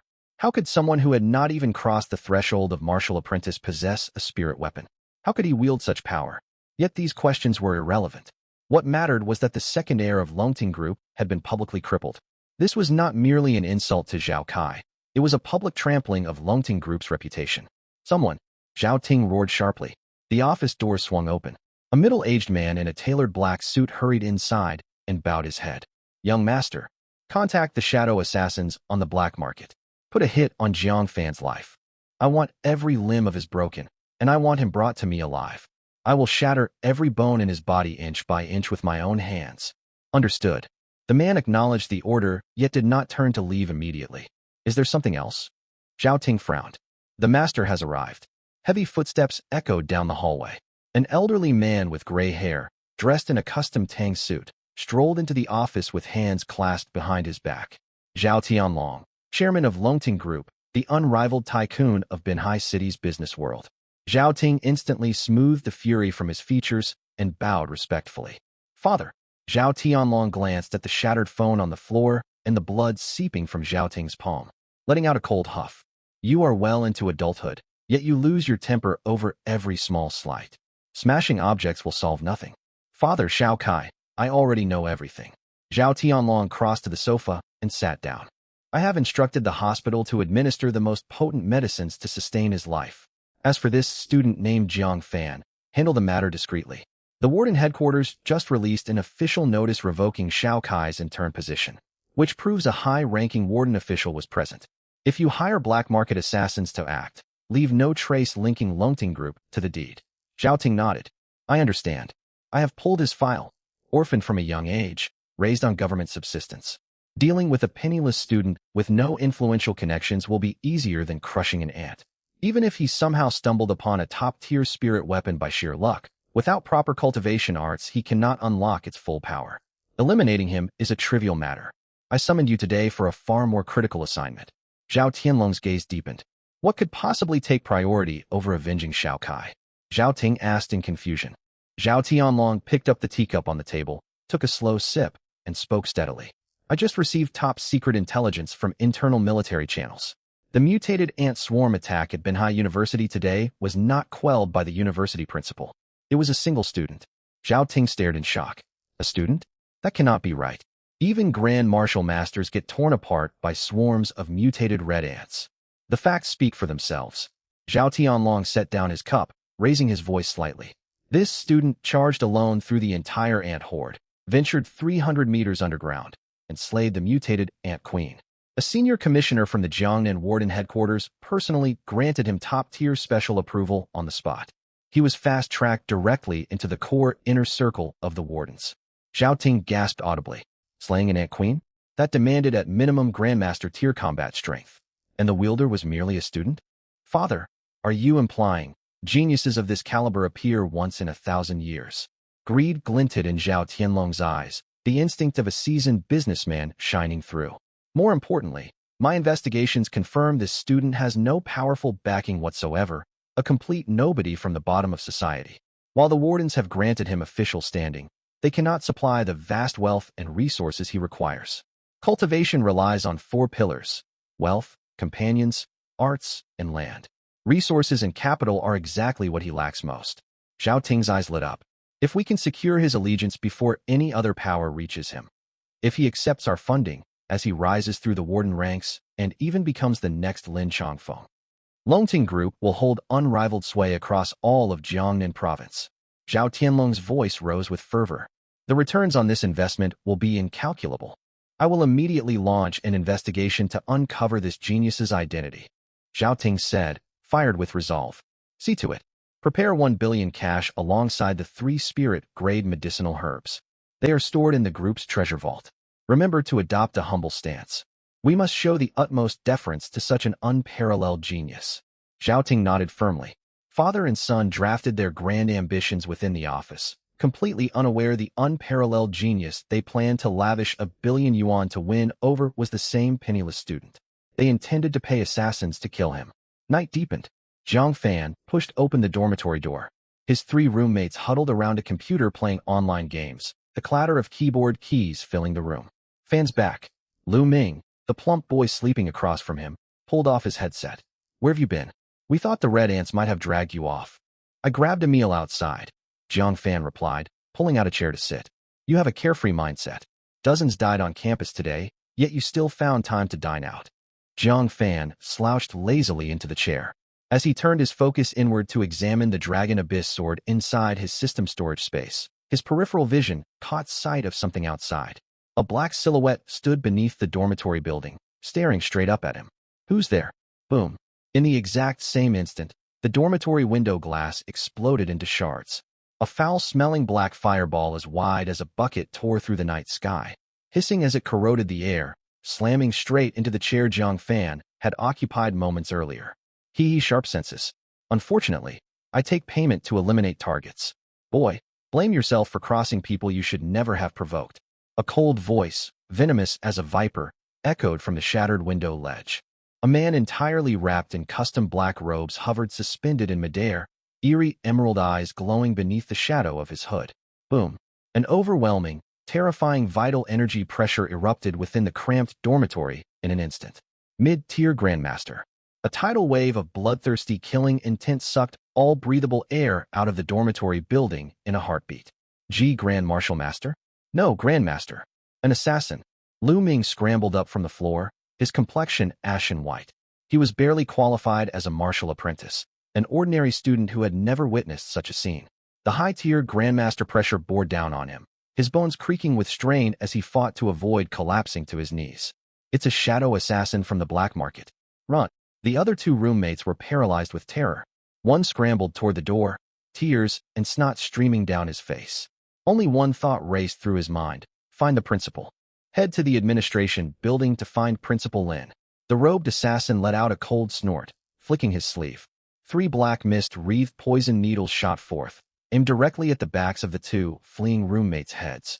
The shadow assassins left no witnesses alive. You dare harm the people under my protection right in front of me? Do you truly think your power makes you untouchable? Jiang Fan lifted his right index finger and tapped lightly through empty air. Hum. The surrounding atmosphere shuddered violently without warning. Though the Dragon Abyss sword remained unsummoned, the sword intent surged. The terrifying sword intent amassed within the top-tier spirit weapon surged forth from Jiang Fan's fingertip in an instant.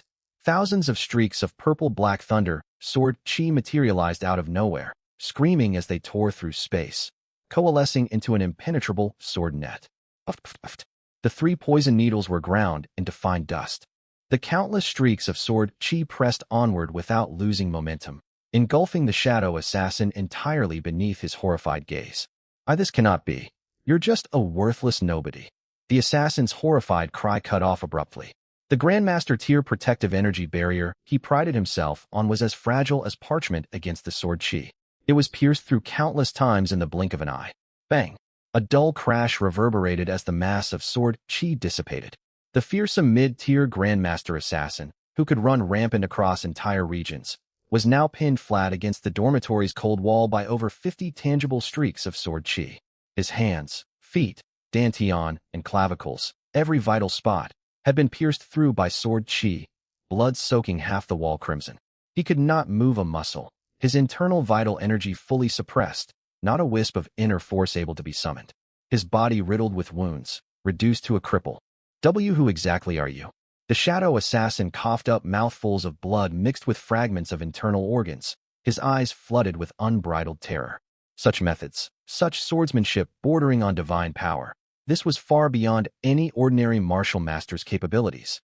Suddenly, a top-secret piece of intelligence circulating wildly flashed through his mind. That afternoon, a rumor spread that a mysterious young martial master from Binhai University had single-handedly wiped out a tide of red mutant ants and slain the Ant Queen, earning special approval to join the Guardians. You're that young Guardian martial master? Regret gnawed at his insides the second the thought crossed his mind. Those fools at Longting Group. The intel they'd given claimed Jiang Fan was a destitute nobody orphaned at a young age, not even ranked as a martial apprentice. If he'd known his target was this slaughterer who'd cut down the Ant Queen, he'd never have dared take the contract, no matter what. Spare my life, sir. It was Longting Group. Zhao Ting of Longting paid to have you killed, Spare. You're far too noisy. Zhang Fan flicked his finger. A wisp of minuscule sword light sliced through the air, carving a thin red line across the shadow assassin's neck. His words cut off abruptly. His head lolled to one side, life snuffed out completely. One instant kill. At the very same time, inside the principal's office of Jiangdai University, the room blazed with bright overhead lights. Elder Principal Lin Changfeng massaged his throbbing temples. A gilded invitation laid out on his desk, signed none other than Zhao Tianlong. Zhao Tianlong was the chairman of Longting Group. That old fox, Zhao Tianlong, has sharp ears.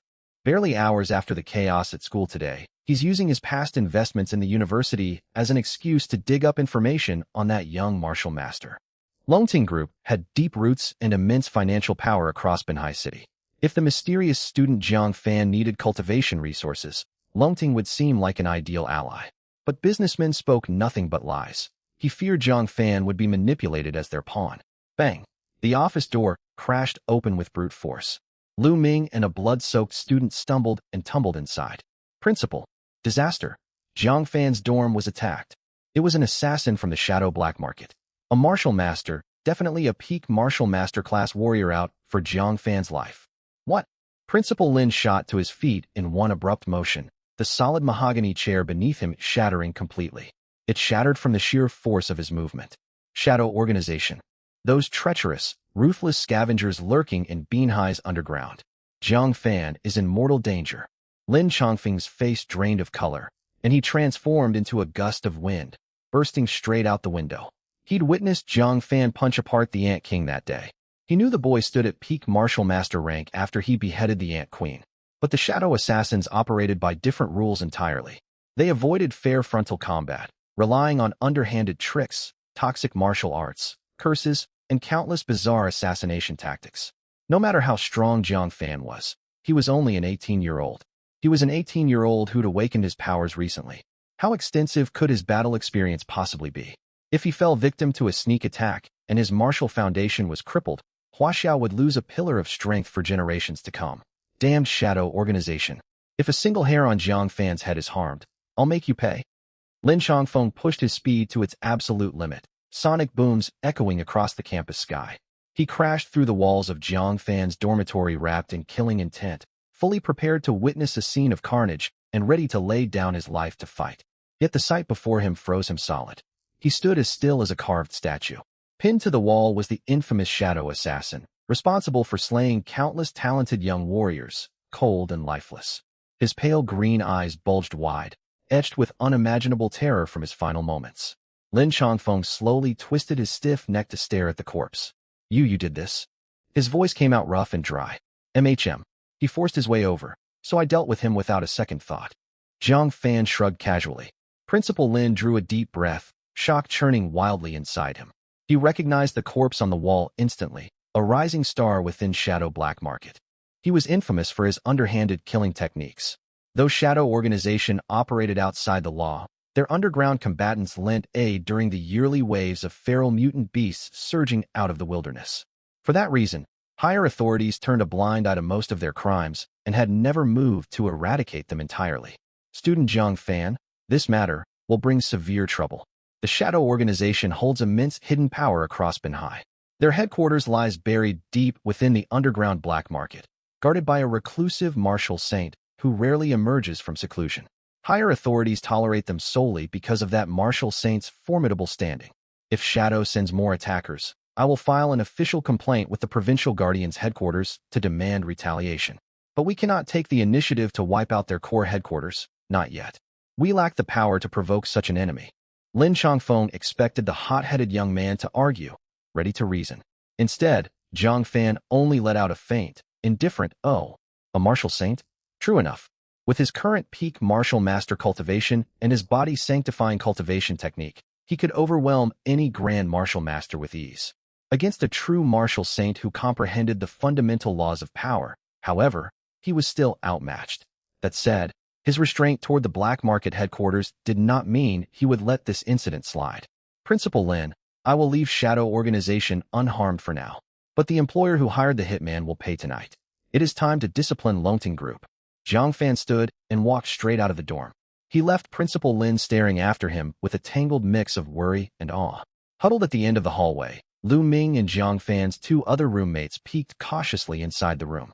When they laid eyes on the unharmed Jiang Fan and the corpse of the assassin, their minds went blank. Fan, brother Fan. Lu Ming swallowed hard, his voice shaking uncontrollably. The youth who'd cut through the red ant horde alone on the playground that morning, ventured deep underground to slay the Ant Queen, and earned a respectful bow from the elderly principal, was none other than their roommate Jiang Fan. He was the ruthless warrior who'd crippled the young master of Longting Group with a single sword strike at Heavenly Pavilion and crippled Lin Weiwei's mental faculties with his spiritual power. Holy hell, we've been sharing a dorm with a once-in-a-generation genius this whole time. Lu Ming's gaze brimmed with admiration. It was filled with nothing but overwhelming shock and fanatical admiration. Jiang Fan walked alone out of the school campus. Since Longting Group had rushed headlong to court disaster, they would bear the consequences. Top floor, Longting Group headquarters tower. The entire level housed just one vast executive office with floor-to-ceiling windows. The panoramic glass framed Binhai City's night sky, dotted with lights like a river of stars. Zhao Ting paced back and forth across the spacious office, swirling a glass of rare, expensive red wine, restlessness etched deep on his handsome features. Still no word. He spun sharply to glare at the secretary. She was a poised female secretary standing beside him. It has been an hour already, Director Zhao. By all logic, Lord Eagle Shadow should have completed the mission by now. Zhao Ting slammed his wine glass hard against the desk, roaring in rage. An entire hour. Killing a worthless nobody takes an hour. Does he think Longting Group's money grows on trees? His anger flared hotter by the second. Shadow Organization, Binhai Black Market's most efficient band of assassins, boasted the slogan, "We can slay gods and demons for the right price." He poured 50 million into hiring Eagle Shadow, a gold-ranked assassin of mid-martial master rank. Every detail in the intelligence report was crystal clear. Target Jiang Fan, 18 years old, orphaned as a child, hopeless martial aptitude, admitted to Binhai University solely through academic examination scores.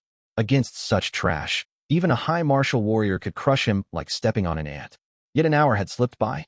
Eagle Shadow had gone completely silent, not a single update sent. Could he have been detained by guardians patrolling the area? Impossible, Director Zhao. The secretary bowed respectfully, maintaining a composed posture as she analyzed confidently. Lord Eagle Shadow is Shadow's most skilled master of stealth and assassination. He has slain countless politicians, wealthy merchants, and talented martial artists, never once failing a contract. Even roving guardian patrols could never detect his tracks. Sending him after an ordinary student is overkill, like using a nuclear warhead to swat a mosquito.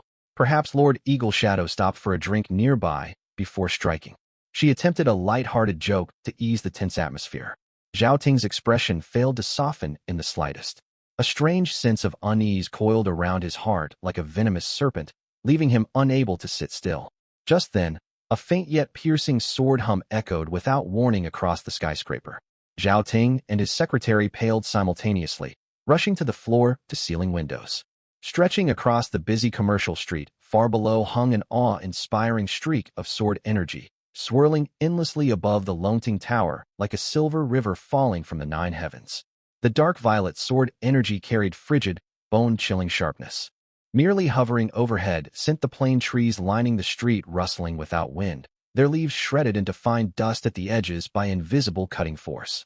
Beneath the sword energy floated a figure clad in blue and white school uniform, strolling unhurriedly from the far end of the commercial street, hands tucked casually in his pockets.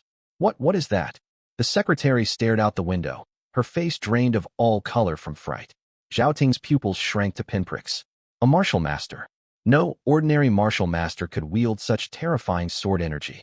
The oppressive aura far outmatched that of the Grand Martial Master Retainer serving his father Zhao Tianlong. When had such a powerful figure appeared in Binhai City? Quick, run a background check. Find out who he is and what he wants. Zhao Ting shouted toward the intercom, cold sweat beading across his forehead. But before his words faded away, ding-dong, the office doorbell chimed. A delivery worker wearing a local courier uniform stood at the doorway, cradling a square cardboard box half a meter wide, bowing politely. Good day, an urgent delivery from Mr. Zhao Ting. Please sign to receive it. A delivery? Zhao Ting frowned. He'd never placed an order, least of all at such a critical moment. What's inside? Leave it over there. He was far too frazzled to concern himself with parcels. The client gave strict instructions that you must open it in person. Get out of my sight. Zhao Ting snapped furiously. Director Zhao, let me handle this. The secretary hurried forward to defuse the tension. She took the box from the courier's hands. As she pried open the packaging, she glanced out the window without thinking. The uniformed youth had reached the base of the tower. The box lid fell open. No documents or gifts lay waiting inside as expected. Only a severed human head, eyes wide open in unending terror. Those pale green eyes stared straight upward at the ceiling, his face frozen in the absolute shock and disbelief of his final moments. It was Eagle Shadow. Ah! The secretary let loose a shrill scream that threatened to split the walls. Her legs buckled beneath her as she collapsed to the floor, her skin as pale as a ghost. Zhao Ting's gaze locked onto the severed head inside the box, his mind exploding into blank silence. Eagle Shadow dead? That elite mid-martial master assassin had been beheaded and shipped back to him as a package? Zhao Ting's breath caught in his throat. The eyes on the severed head Holiday seemed to pierce through the veil of death, fixing him with a silent stare that screamed the horror of his final moments. Eagle Shadow, mid-martial master rank, dead just like that? An invisible cold hand squeezed his heart tight. It slowed the flow of blood through his veins. Who did this? His voice came out dry, trembling despite his attempts to sound steady. No answer came. Instead, a soft click echoed through the room. The thick solid-wood office door swung open under an unseen force. The youth in blue and white school uniform stepped inside, hands still tucked in his pockets, strolling as casually as if out for an after-dinner walk. The colossal dark violet sword energy lingering above Longting Tower flowed like a streak of light, vanishing into the void behind him. Yet the suffocating, razor-sharp pressure hung thick in the air, flooding the lavish office with every step he took forward. It's you. Zhao Ting's pupils shrank to tiny points. He pointed a shaking finger at Jiang Fan, all color draining completely from his face. You killed Eagle Shadow? Who exactly are you? He could not comprehend how the worthless student with hopeless martial talent from the intelligence reports had transformed into a warrior capable of slaying a martial master with effortless ease. Jiang Fan ignored his shouting questions. His calm gaze swept past the collapsed secretary on the floor before settling firmly on Zhao Ting. His eyes held no anger, no emotion whatsoever, like a human glancing down at an ant, debating whether to crush it underfoot or flick it aside without a second thought. This utter lack of regard terrified Zhao Ting far more than any furious roar ever could. What do you want from me? Zhao Ting stumbled backward, trying to sound threatening despite his clear fear. I warn you, this is Longting Group headquarters. My father is Zhao Tianlong, one of Binhai's most influential figures. Lay a single finger on me, and you will have nowhere to hide within the entire city of Binhai. Oh, Jiang Fan replied with only that single syllable. He lifted one hand, index and middle fingers pressed together in the shape of a sword. A wisp of faint dark violet sword energy curled around his fingertips, ready to tear through the void at any instant. Zhao Ting's soul nearly fled his body. He could feel that thin strand of sword energy held enough power to erase him in a split second. Stop this instant. A thunderous roar boomed from the corridor outside. The elevator chimed, its doors sliding open to reveal a burly, imposing middle-aged man striding inside. He was flanked by two elderly warriors whose auras settled heavy as mountains, two retainers of Grand Martial Master rank. This was none other than Zhao Tianlong, chairman of Longting Group. He'd just wrapped up a critical corporate meeting when the top-floor security team sent an emergency alert about an unknown powerful intruder. Rushing over without delay, the moment he stepped inside, he saw his son targeted by a teenager wielding sword energy, with a delivery box holding a severed head discarded on the carpet. Father, save me. He's going to kill me. Zhao Ting scrambled to hide behind Zhao Tianlong, clinging to him tightly. He clung to his father as if grasping a lifeline. Zhao Tianlong's sharp gaze locked rigidly onto Jiang Fan, a formidable aura of mid-martial master power surging forth to clash evenly against Jiang Fan's faint, overwhelming pressure. Young man, state your identity. Why have you broken into Longting's headquarters? Why have you slain my subordinate and drawn your blade against my son? Zhao Tianlong's voice rumbled low, barely holding back his boiling rage. Was Eagle Shadow your doing? He recognized the severed head at a glance, shock roaring through his mind.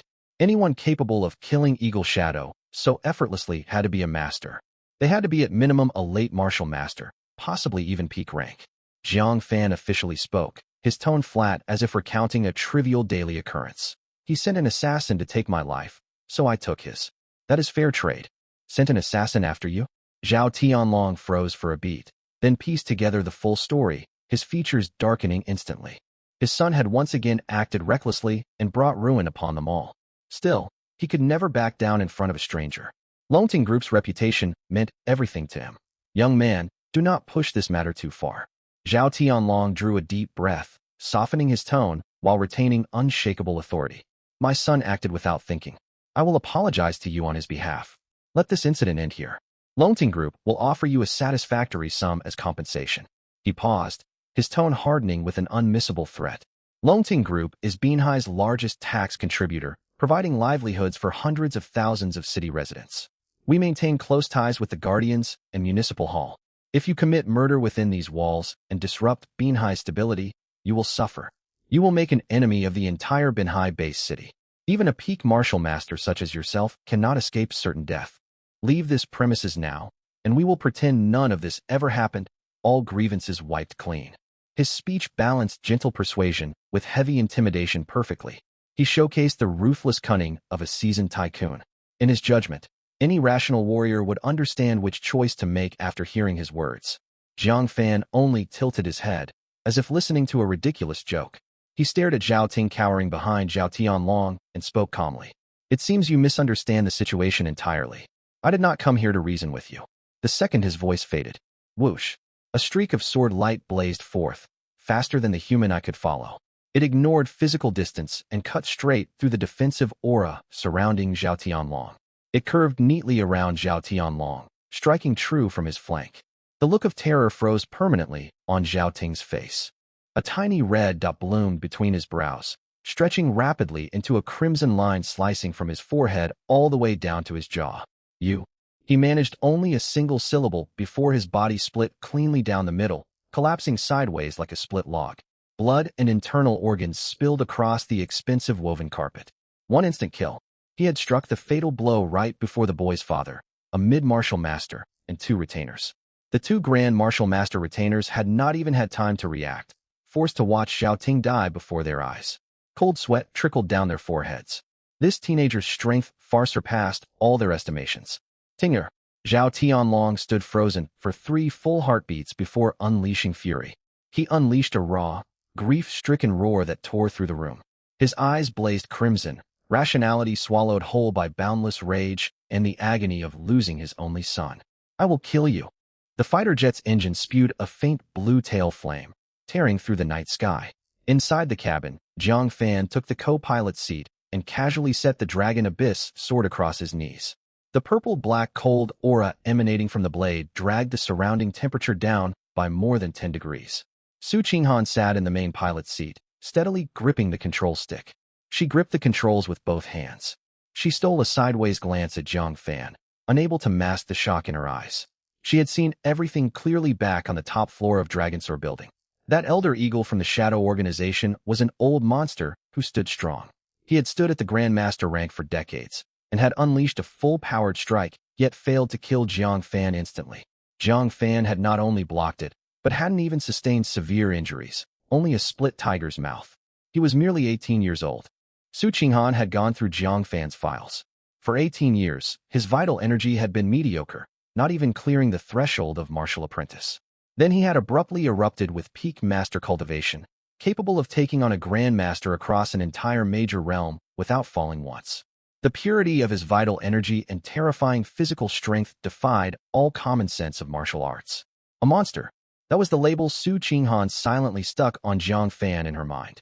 All the so-called peerless geniuses at the Defender's headquarters were not fit to tie his shoelaces. They could not compare to this teenager in a cheap school uniform.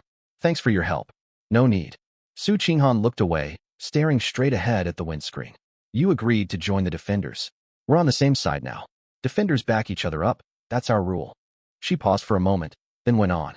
Elder Eagle from the Shadow has the blood of many of our undercover defenders on his hands. Headquarters filed a case long ago for all his heinous crimes. Unfortunately, the Shadow Organization has a martial saint backing them securely.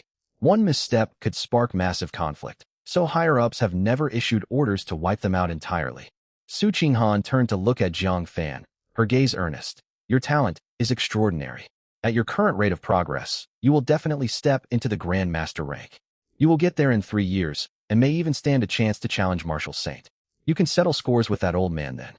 Pushing for a fight now will only leave you at a disadvantage.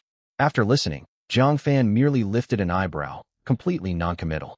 3 years. He silently complained to himself. 3 years would be far too long to wait. As long as he reached the 12th outpost and completed his check-in, Grandmaster cultivation would be his instantly. That old brute had better not cross him at all. If he dared to show up, Zhang Fan would turn him to ashes on the spot. A low hum echoed through the cabin as the fighter jet pierced a thick energy barrier. Zhang Fan sensed violent fluctuations in the surrounding magnetic field. We've left the city limits. This is the outermost defense line of Binhai Base City.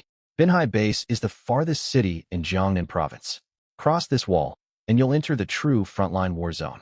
Zhang Fan leaned close to the porthole and peered down. No lights, no buildings stretched out below. Only boundless primeval jungle and fractured land lay ahead. Illuminated by the searchlight mounted beneath the jet, the scene on the ground came into sharp view. A colossal black centipede over 800 meters long coiled atop of a several hundred-meter-tall barren mountain. Every drag of its 100 legs sliced through solid rock as if it were mud. Farther off, a towering giant bear covered in bone spurs reared upright.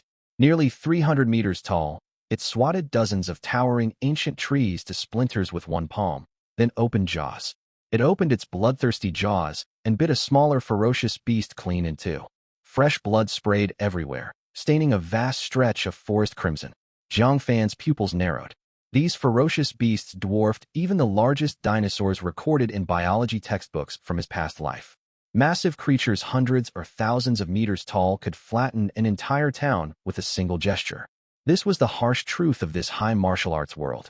For 18 years trapped within the city walls, he had only seen a sheltered, tame slice of humanity's territory. Beyond the wall, there was no place for ordinary humans to survive. This was the absolute domain of ferocious beasts. Zhang Fan tapped the armrest of his seat twice with his fingers. A flicker of unease stirred in his heart with his current peak master cultivation. He could easily handle mutated ant kings dozens of meters in size, but facing these towering beasts hundreds of meters tall below, he might not even be able to break through their defenses. Don't worry. Nearly all the massive beasts down below are land dwellers, incapable of flight.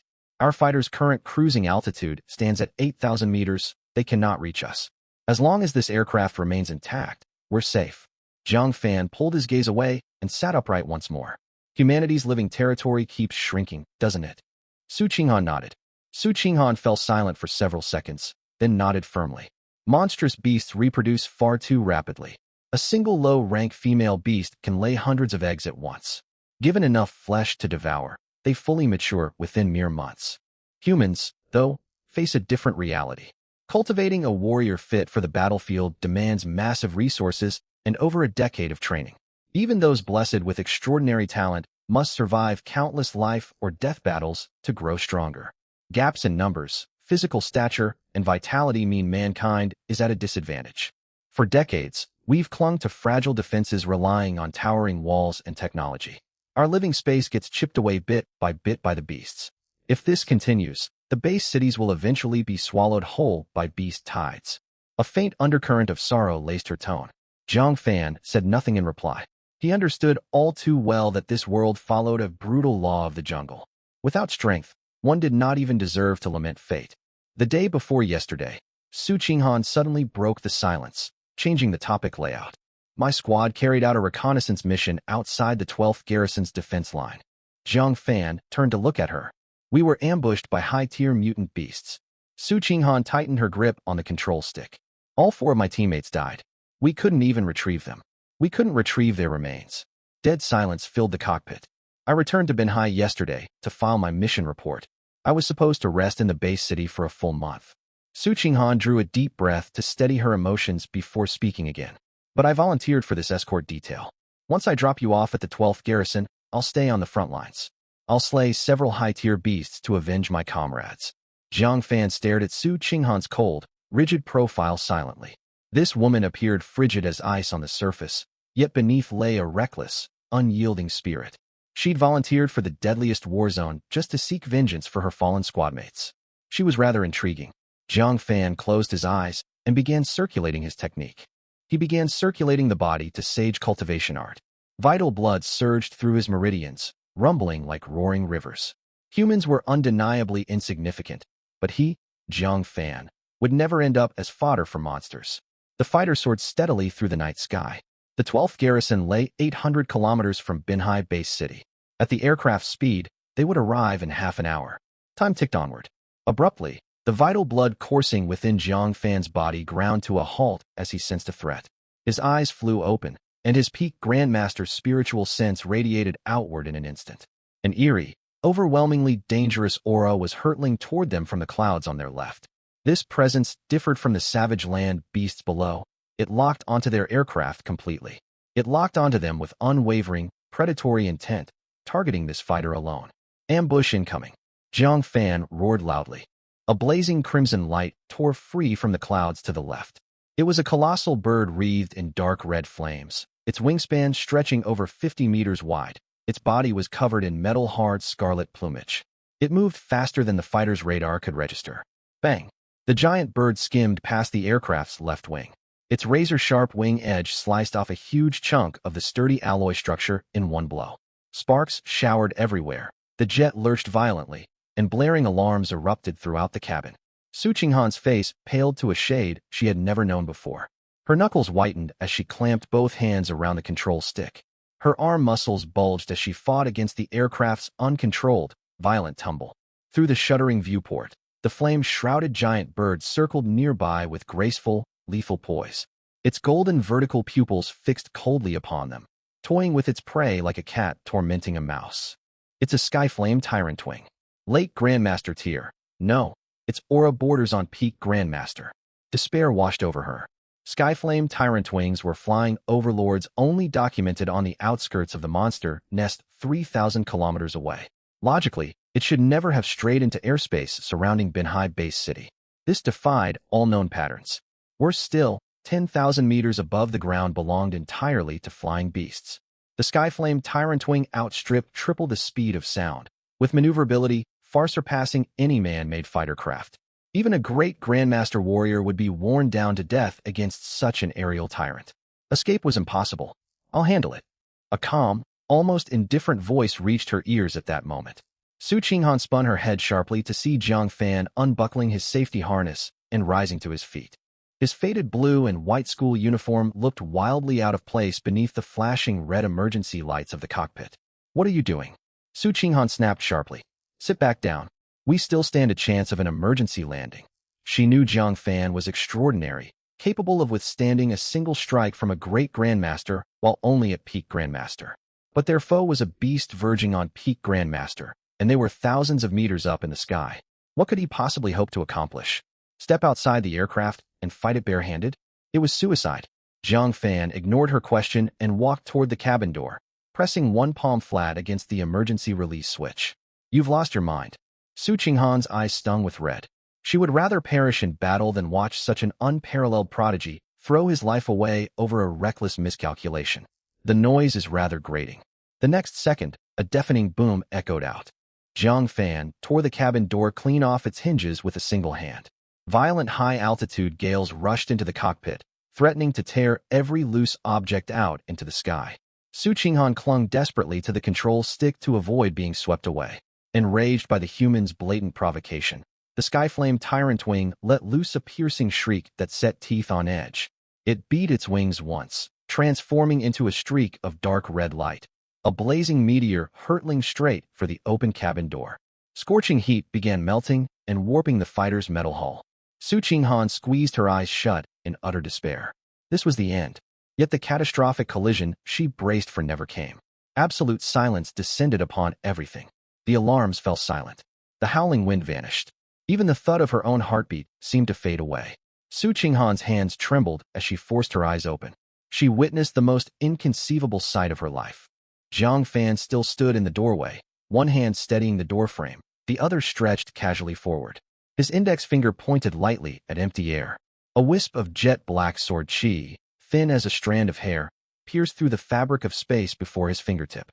The all-powerful Skyflame Tyrant Wing froze mid-air less than 10 meters from the cabin entrance. For the first time, terror flickered within its golden vertical pupils, swiftly followed by blank confusion. It had not even caught sight of what had struck it. A soft popping sound echoed, like a bubble bursting. Before Su Qinghan's stunned gaze, cracks spread outward from the giant bird's forehead across its entire massive frame. In the next instant, its colossal body, along with its shroud of dark red flames, silently dissolved into nothingness. It disintegrated into a fine cloud of dust, swept away by the high-altitude astral wind without a trace, as if it had never existed at all. One strike. Instant annihilation. Not a single drop of blood or feather remained behind. Zhang Fan lowered his finger as if brushing off dust, then turned and slammed the warped cabin door back into place with one palm. There. Quiet now. He walked back to the co-pilot's seat, buckled his harness, leaned back, and closed his eyes, as if nothing out of the ordinary had just transpired. Su Qinghan stiffened in the pilot's seat, her mind gone completely blank. She stared at the radar screen, where the enormous crimson target blip vanished in an instant, then glanced at the teenage boy beside her, her throat parched, unable to utter a single word. What was that power? Sword chi? He practiced a body-refining cultivation path that sought sainthood through flesh. So where had that sword chi come from? That jet-black sword chi carried no earth-shattering momentum, yet wielded an extreme law of annihilation that swallowed light and sound alike. Could such power truly belong to someone only at peak Grandmaster? It defied all reason. She had watched the commander-in-chief of the garrison headquarters, the martial saint standing atop all of Yinxia, unleash his power. Even that overwhelming aura seemed no greater than what she had just witnessed. An 18-year-old martial saint? The thought had barely crossed her mind before she forced it down. Impossible. The notion was absurd, shattering every understanding of martial arts she had built over 18 years. She swallowed hard with a gulping sound, forcing herself to regain composure. Her shaking hands activated the emergency communication channel linking to Binhai Garrison Headquarters. This is Falcon 7. Emergency report. I am 800 kilometers outside the Binhai defense perimeter, engaged by a Skyflame Tyrant Wing, confirmed peak Grandmaster tier. A full 10 seconds of silence passed on the other end of the line before a voice thick with shock responded. What? Captain Su, are you certain? How could a beast of that caliber wander this far? I am certain. The threat has been neutralized. Repeat, threat eliminated. Relay this report straight to High Command at once. She cut the transmission short, fearing her entire worldview would crumble apart if she spoke another word. The rest of the flight passed in oppressive, dead silence. Su Qinghan piloted the damaged aircraft, yet her gaze drifted repeatedly to the young man beside her, whose breathing remained slow and steady. Monster. Freak of nature. Neither word did him justice. At last, a faint glow appeared along the horizon. It belonged to a colossal metal wall stretching endlessly across the land, capped by a vast inverted dome woven from countless strands of blue energy. A massive ionic barrier shielding everything within the ramparts. Only critical military garrisons were equipped with defensive fortifications of this caliber. After scanning their identification signal, the fighter passed cleanly through the energy shield and touched down smoothly on the garrison's military airfield. The cabin door slid open, and frigid air thick with the stench of blood and gunpowder flooded inside. Zhang Fan stepped off the aircraft, a rush of clarity washing over him. His feet touched solid ground. Ding. Check-in destination reached. 12th Garrison on Jiangnan City's border defense line. Initiate check-in now? It was here at last. Zhang Fan swept his eyes over his surroundings. The airfield bustled with armed soldiers radiating fierce battle intent. It included numerous great martial masters and grandmaster tier powerhouses. His brows drew together slightly. If he completed his check-in right now, breaking through to Great Grandmaster realm would unleash heavenly and earthly anomalies powerful enough to tear the garrison's roofs apart. How would he possibly explain such a spectacle? As he hesitated, the system prompt popped up once more. Detected host concerns. Heavenly Earth anomaly suppression feature activated. For this and all future check-ins, you may independently choose whether to conceal breakthrough phenomena. A faint tug pulled at the corner of Zhang Fan's mouth. The system was surprisingly accommodating. Check-in. He recited silently within his mind. Check-in successful. Congratulations to host. Awarded mid-Great Grandmaster Cultivation Base. Special reward unlocked. Eye of Truth. Penetrate all illusions. Perceive the fundamental essence of any form of energy. A surging power 100 times vaster than the force he'd absorbed during his school check-in flooded his limbs, bones, and organs out of thin air. Where his previous power had resembled streams merging into rivers, this influx was comparable to entire seas and star systems pouring into his frame. His vital blood, bones, muscles, and spirit underwent a transformative metamorphosis on a fundamental level. Every cell within him hummed with joy and renewal. The barriers separating peak Grandmaster and Great Grandmaster shattered like thin paper. Early Great Grandmaster. Mid-Great Grandmaster. His cultivation soared without pause, finally stabilizing firmly at the mid-Great Grandmaster threshold. He suspected that even if he stood motionless and endured a full assault from the Eagle Elder he'd fought previously, the Elder could not pierce his skin. Jiang Fan slowly opened his eyes, a glint flickering briefly. A faint glint of golden light flickered briefly within his pupils before vanishing. The world looked entirely different now. He could clearly see particles of spiritual energy drifting through the air, witness the mercury like vital blood rushing through Su Qinghan's body, and trace the exact flow of energy at every node. The nodes sustained the distant ionic barrier. This was the power of the Eye of Truth. "You're the person Su Qinghan requested to be transferred here?" A gruff, resonant voice echoed forward. Jiang Fan lifted his head to see a burly, elderly man striding toward him. His hair and beard were snow white, his face lined with scars carved by decades of wind and warfare. Yet his eyes remained sharp as an eagle's. He wore a faded olive-green military uniform, topped with a bright red beret that stood out starkly against the garrison's grim, battle-worn atmosphere. He strode past Su Qinghan without a glance and halted directly before Jiang Fan, his hawkish eyes raking the boy up and down, brimming with undisguised scrutiny and doubt. "My name is Chun Beihong, drill instructor of the 5th Squad stationed at the 12th Garrison. Listen, boy, I don't care what connections you hold, whether your father is commander-in-chief or a federal senator. Inside the 12th Garrison, even the most prominent figures must submit to our rules. Survive the front lines first, then you can speak of anything else." Jiang Fan's expression remained completely unchanged. Peak Great Grandmaster. This old man stood at the same cultivation tier as the Eagle Elder. Yet his vital blood was far more condensed and refined, forged through countless life or death combat encounters. He was quite interesting. "Instructor Chun," Su Qinghan interjected hurriedly. "Jiang Fan's strength is far beyond what you might assume." "Strength?"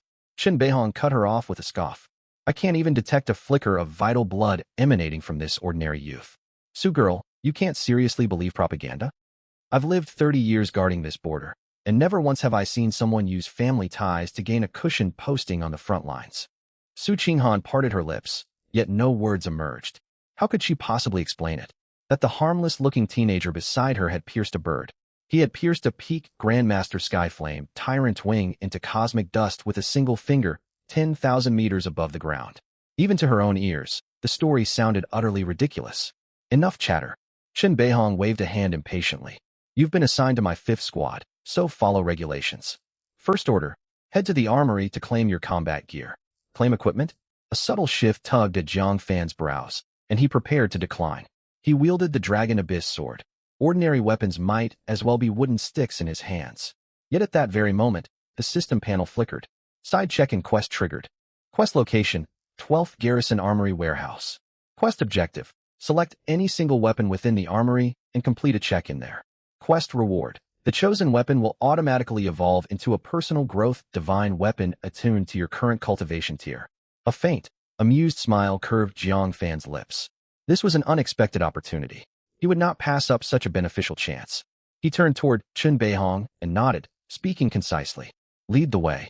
Chun Beihong choked at the boy's unapologetically commanding tone, his face darkening further. He let out a loud huff and spun on his heel, marching forward. Su Qinghan fell into step beside Jiang Fan, lowering her voice to explain. "Instructor Chun is a legendary figure at this garrison. He rose from humble origins and guarded this border for 30 years, slaying high-tier beasts. He slayed no less than 80 high-tier beasts. He speaks bluntly, but his heart is good. Do not take his harsh words to heart." Jiang Fan offered no reply. He only looked forward to witnessing the stunned expression that would cross the old man's face soon enough. They crossed the airfield, and the full scope of the garrison unfolded before them. This place bore little resemblance to a standard military base. It looked more like an enormous field hospital. The air reeked of heavy disinfectant mixed with fresh blood. Wounded garrison soldiers swarmed everywhere. Many were wrapped in bandages, some missing limbs as they hurried to and fro. The massive metal outer wall in the distance was scarred with gigantic claw marks and charred patches from corrosive beast venom. A heavy air of carnage and killing hung thick in the air. This was the brutal reality of humanity's endless war against monstrous beasts. Moments later, the trio arrived at a massive alloy fortress half buried beneath the earth. Chun Beihong scanned his iris at an identification terminal, and the 3-meter-thick alloy gate creaked open with a rumble. A cold tang of metal and machine oil washed over them as they stepped inside. The warehouse stretched out to a vast expanse. Rows upon rows of towering shelves held an orderly array of armaments of every description: swords, spears, halberds, axes, hooks, and exotic high-tech firearms. Most of these weapons appeared plain and utilitarian, many bearing clear scuffs and battle damage from past skirmishes. Zhang Fan's gaze swept across the stockpile. Through the eye of truth, he could trace the flow of spiritual energy within every armament with perfect clarity. The vast majority were mere mortal-grade weapons, lacking even a trace of spiritual power. A handful of items on the deepest shelves emanated faint spiritual ripples, yet none exceeded the power of a peak great martial master's armament. Staring blankly like you've never seen weapons before? Chun Beihong stood with his arms crossed by the doorway, a trace of mockery in his tone. Don't think the armory here is like the auction houses in Binhai City, lined with high-grade divine weapons. Kid, this is the border. The entire Jiangnan defense line stretches millions of kilometers. There are 18 outposts just like this one. All the top-tier gear gets prioritized for the headquarters in the capital and the main combat regiments of the Southeast Military Region. Whatever trickles down to us is nothing but cast-off junk from others. He casually grabbed a blade. He tossed a standard battle blade to Zhang Fan. There, this is our Guardian Standard issue, the Type C Demon Slayer. Forged from high-carbon alloy mixed with a little star sand, it can handle monster beasts at the Martial Master rank. Against Grand Martial Masters, it's barely scratching hides. Su Qinghan looked at Zhang Fan, her gaze complicated. She knew how powerful Zhang Fan was, yet wasn't a divine artifact the standard for a formidable expert? Wouldn't equipping him with such a mass-produced blade be far too unfair? Zhang Fan didn't catch the sword. His gaze drifted past the rows of relatively new standard weapons and settled on a metal scrap bin tucked in the far corner of the warehouse. It was piled high with broken, blunted, completely unusable weapon fragments of all kinds. Instructor Chun, Zhang Fan suddenly spoke up. Can I pick something from those two? Chun Beihong followed his line of sight, stunned for a moment before bursting into raucous laughter as if he'd heard the funniest joke imaginable.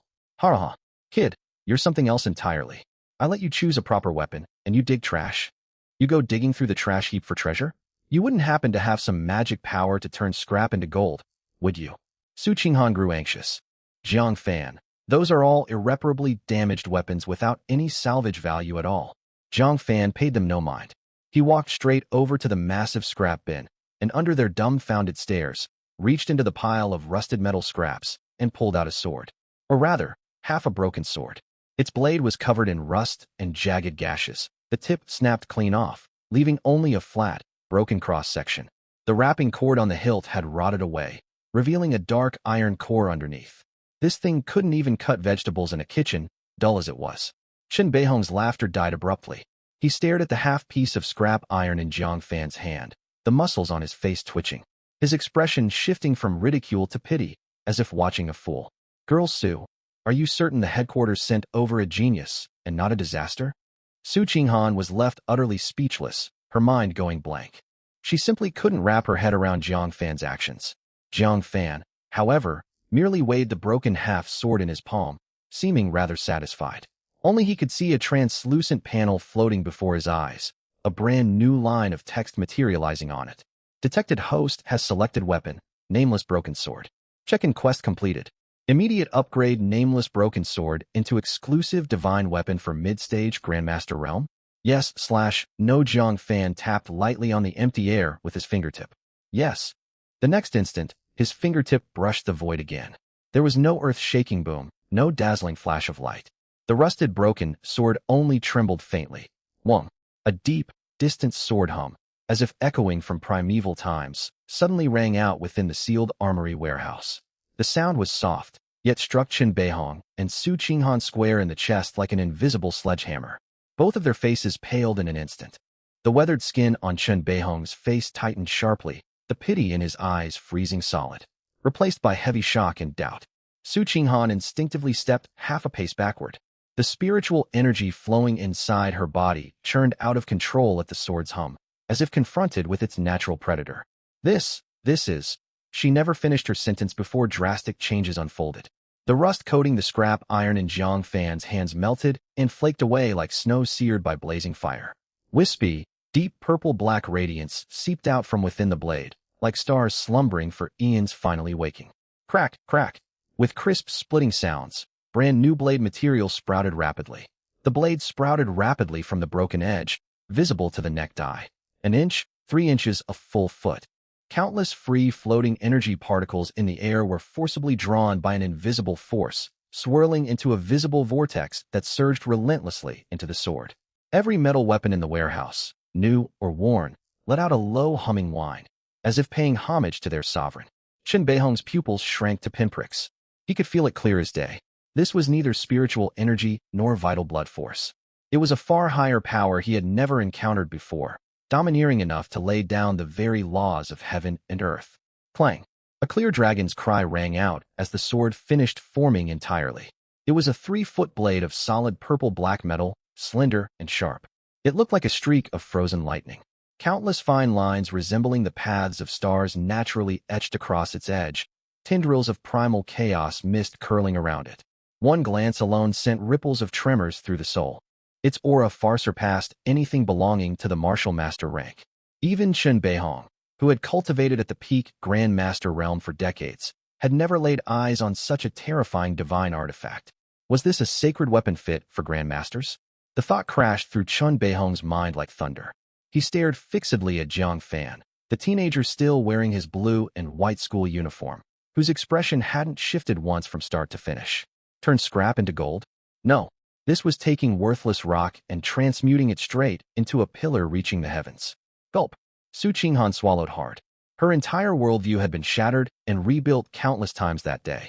First he'd pierced the skyburn wing mid-air 10,000 meters up with a single finger, and now he'd plucked scrap metal from a trash bin and turned it into an unparalleled divine sword with barely a gesture. Was this even human? Jiang Fan ignored their stunned reactions entirely. He twirled the sword lightly in his grip. The newly forged blade weighed nothing at all. As its edge sliced through the air, a thin black rift lingered. A thin black rift in space lingered in its wake. Exclusive divine weapon Star Slayer fully forged. Quality, growable current power aligned with mid-stage Grandmaster Trait 1, armor piercing. Ignores all physical and energy defenses of peak Grandmasters and below. Trait 2, Devour. Can absorb essence blood from high-tier monster beasts or special metals to evolve continuously. Trait 3, Starfall. Summon a wisp of stellar power to unleash a devastating strike limited to 1 use per day at current cultivation level. Not bad. A faint smile tugged at Jiang Fan's lips as he stowed Star Slayer away, satisfied. With this sword, if he faced Elder Eagle again, he was confident he could cut him down within 3 moves. A cough broke the deathly silence. Qin Beihong cleared his throat. His dark face flushed with excitement. He stepped forward and circled Jiang Fan twice, studying him as if examining some rare mythical beast. Kid, you excellent. Absolutely excellent. Couldn't be better. Qin Beihong uttered 3 praises in a row. All traces of disdain vanished from his eyes, replaced by blazing admiration and a hint of reverence. From now on at Outpost 12, anyone who picks a fight with you picks a fight with me, Qin Beihong. The battle-hardened instructor made his recognition plain. He made his recognition plain in the most straightforward way possible. Seeing this, Su Qinghan relaxed, a bitter smile tugging at her mouth. It seemed she'd worried for nothing. For someone of Jiang Fan's caliber, all her apprehension had been unnecessary. Just as the 3 prepared to leave the warehouse, a sneering voice drifted over from the doorway. Well, look who it is. Instructor Qin personally escorting a new recruit. What a rare sight. A tall, lanky young man with eye-catching dyed blonde hair leaned lazily. He leaned against the alloy entrance. He wore the same Guardian combat uniform as Qin Beihong, but his collar hung open to reveal a branded T-shirt underneath. His whole posture slovenly and unprofessional. His gaze swept over Qin Beihong and Su Qinghan before landing on Jiang Fan, the playful smirk on his face hardening into icy scorn. If it isn't Jiang Fan, the former top scholar of Binhai No. 1 High. The blonde-haired youth sauntered closer, sizing up Jiang Fan's faded school uniform from head to toe and clicking his tongue mockingly. What's this? Couldn't get into the capital university through academic exams, so you came to the border to fool around? Or do you think the Guardians are some casual playground? A nobody who can't even channel vital energy into his body has no place here. Su Qinghan's eyebrows drew tight, her voice cold. Deputy Instructor Huang Tao, Watch your words. Jiang Fan is an elite I specially invited. Elite. Huang Tao laughed loudly, as if hearing the funniest joke alive. Captain Su, you must have been misled. Him, a man who spent 18 years unable to draw spiritual energy into his meridians, labeled S rank? I awakened my martial root and reached martial master in half a year, and now I'm a peak grandmaster. What does he have to compare with me? Jiang Fan finally lifted his eyes, looking at Huang Tao calmly. A blurry figure surfaced in the back of his memories. One of Zhao Kai's lackeys back in high school who'd bullied other students nonstop thanks to his family's wealth. He never imagined they'd cross paths here. Seeing Jiang Fan remain silent, Huang Tao assumed he was frightened, growing even more arrogant.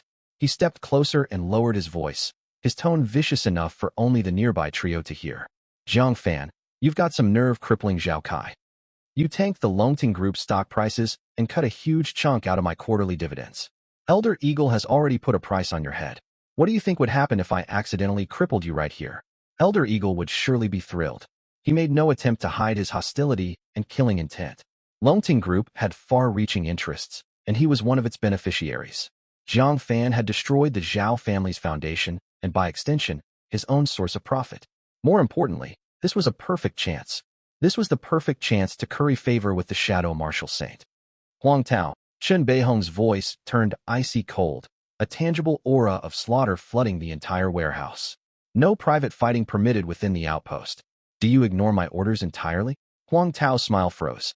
Faced with Chen Beihong's murderous glare, a flicker of instinctive fear shot through him. Still, bolstered by his peak Grand Master cultivation and the backing of Elder Eagle, he forced himself to retort. Instructor Chen, I'm merely catching up. I'm merely catching up with an old classmate, nothing more. Don't forget my elder brother is stationed at Binhai Guardian headquarters. Besides, a commoner with no vital energy fluctuations isn't worth you defending so fiercely. He remained convinced Jiang Fan was a fraud. Whether he's worthless or not is none of your business to judge. Chen Beihong took a step forward, his towering frame standing like a mountain between Huang Tao and Jiang Fan. The atmosphere turned instantly tense. The frigid air inside the warehouse seemed to solidify. Huang Tao's face alternated between green and red. He hadn't expected this stubborn old soldier to stand up for a supposed nobody and disregard his standing. Yet Jiang Fan, the center of everyone's dispute, stood quietly without the slightest ripple in his expression. He stood as if the farce unfolding before him had nothing to do with him. No one noticed his fingers twitching faintly at his side. An invisible wisp of purple-black sword chi thinner than a strand of hair seeped silently from his fingertips and sank down. It sank into the floor. That faint streak of purple-black sword chi was so minuscule even Chen Beihong, a peak grandmaster, failed to detect it. It slithered like a living venomous snake beneath the alloy floor tiles, coiling precisely under Huang Tao's left ankle, then went still. Jiang Fan didn't spare Huang Tao another glance. Kill him? He could do it at any time. But not here, not right now. It wasn't worth staining Chen Beihong and Su Qinghan Station over such a petty troublemaker. Crushed by Chen Beihong's aura, Huang Tao's face burned. His face burned with embarrassment and rage. He'd cursed the stubborn old man 1,000 times over in his head, yet he was no fool like Zhao Tianlong. He knew the rules barred him from laying a hand on Jiang Fan inside the outpost perimeter. You're right, Instructor Chen. The malice on Huang Tao's face vanished in an instant, replaced by a fake, placating grin. I spoke out of turn. Old classmates' meeting stirred my excitement. Jiang Fan, we'll settle this later. He stared deep into Jiang Fan's eyes. He looked at him as if gazing at a corpse already marked for death. In his eyes, even if Jiang Fan had crippled Zhao Tianlong, he could at most be a late-stage grandmaster with some strange hidden trump card. But who was he? A peak grandmaster fighter. He had dozens of grandmaster-ranked subordinates under his wing. Not to mention Elder Eagle had promised immense rewards for Jiang Fan's life. Once the boy stepped outside the outpost to complete missions and enter the vast wilderness, that would be his absolute end. It would be child's play to arrange an unexpected death for a new recruit out in the wilds. Cheered by this thought, Huang Tao forced another hollow smile at Chen Beihong before turning and strutting away, humming an off-key tune under his breath. Chen Beihong let out a cold snort, reigning in his murderous aura. He turned to Jiang Fan, his expression complex. Kid, your knack for stirring up trouble rivals your heaven-defying talent. He clapped a heavy hand on Jiang Fan's shoulder firmly. Huang Tao's older brother is the deputy director of logistics at Binhai Guardian headquarters, controlling massive resource allocations. He's built a faction of followers within the outpost and boasts formidable strength. Keep your guard up from now on. Zhang Fan nodded calmly. Thank you. Thank you for the warning, instructor. Chen Beihong shot him a sharp look. Don't thank me. You're under my command now. Anyone who dares harm, you will have to get past this old man first. With that, he turned and strode off with hands clasped. He left a parting remark hanging in the air. Girl Sue, show him to his quarters. Training grounds assembly at 6 tomorrow morning. Watching the instructor's retreating figure, Su Qinghan let out a long sigh. Her gaze toward Zhang Fan filled with pure helplessness. This young man was nothing short of a walking magnet for trouble. Come on, I'll show you to your dorm. Zhang Fan's living quarters surprised even him, who had seen countless extraordinary sights. It was no standard room, but an independent futuristic silver capsule unit. This is the single-person ecological dormitory newly developed by the Guardians, only allocated to officers above lieutenant rank. I filed a special application for you. Su Qinghan tapped the control panel beside the door to input Zhang Fan's identity credentials securely.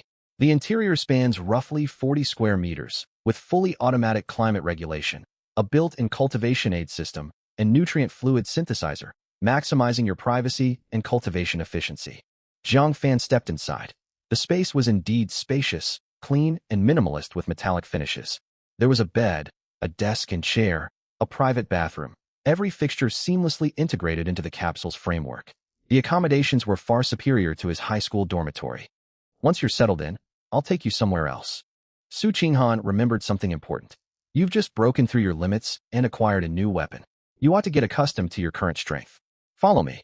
They walked through the residential zone and arrived at a far larger underground chamber. Boom. A thick wave of heat washed over them. It carried a mix of sweat and cold steel, carrying surging chaotic energy.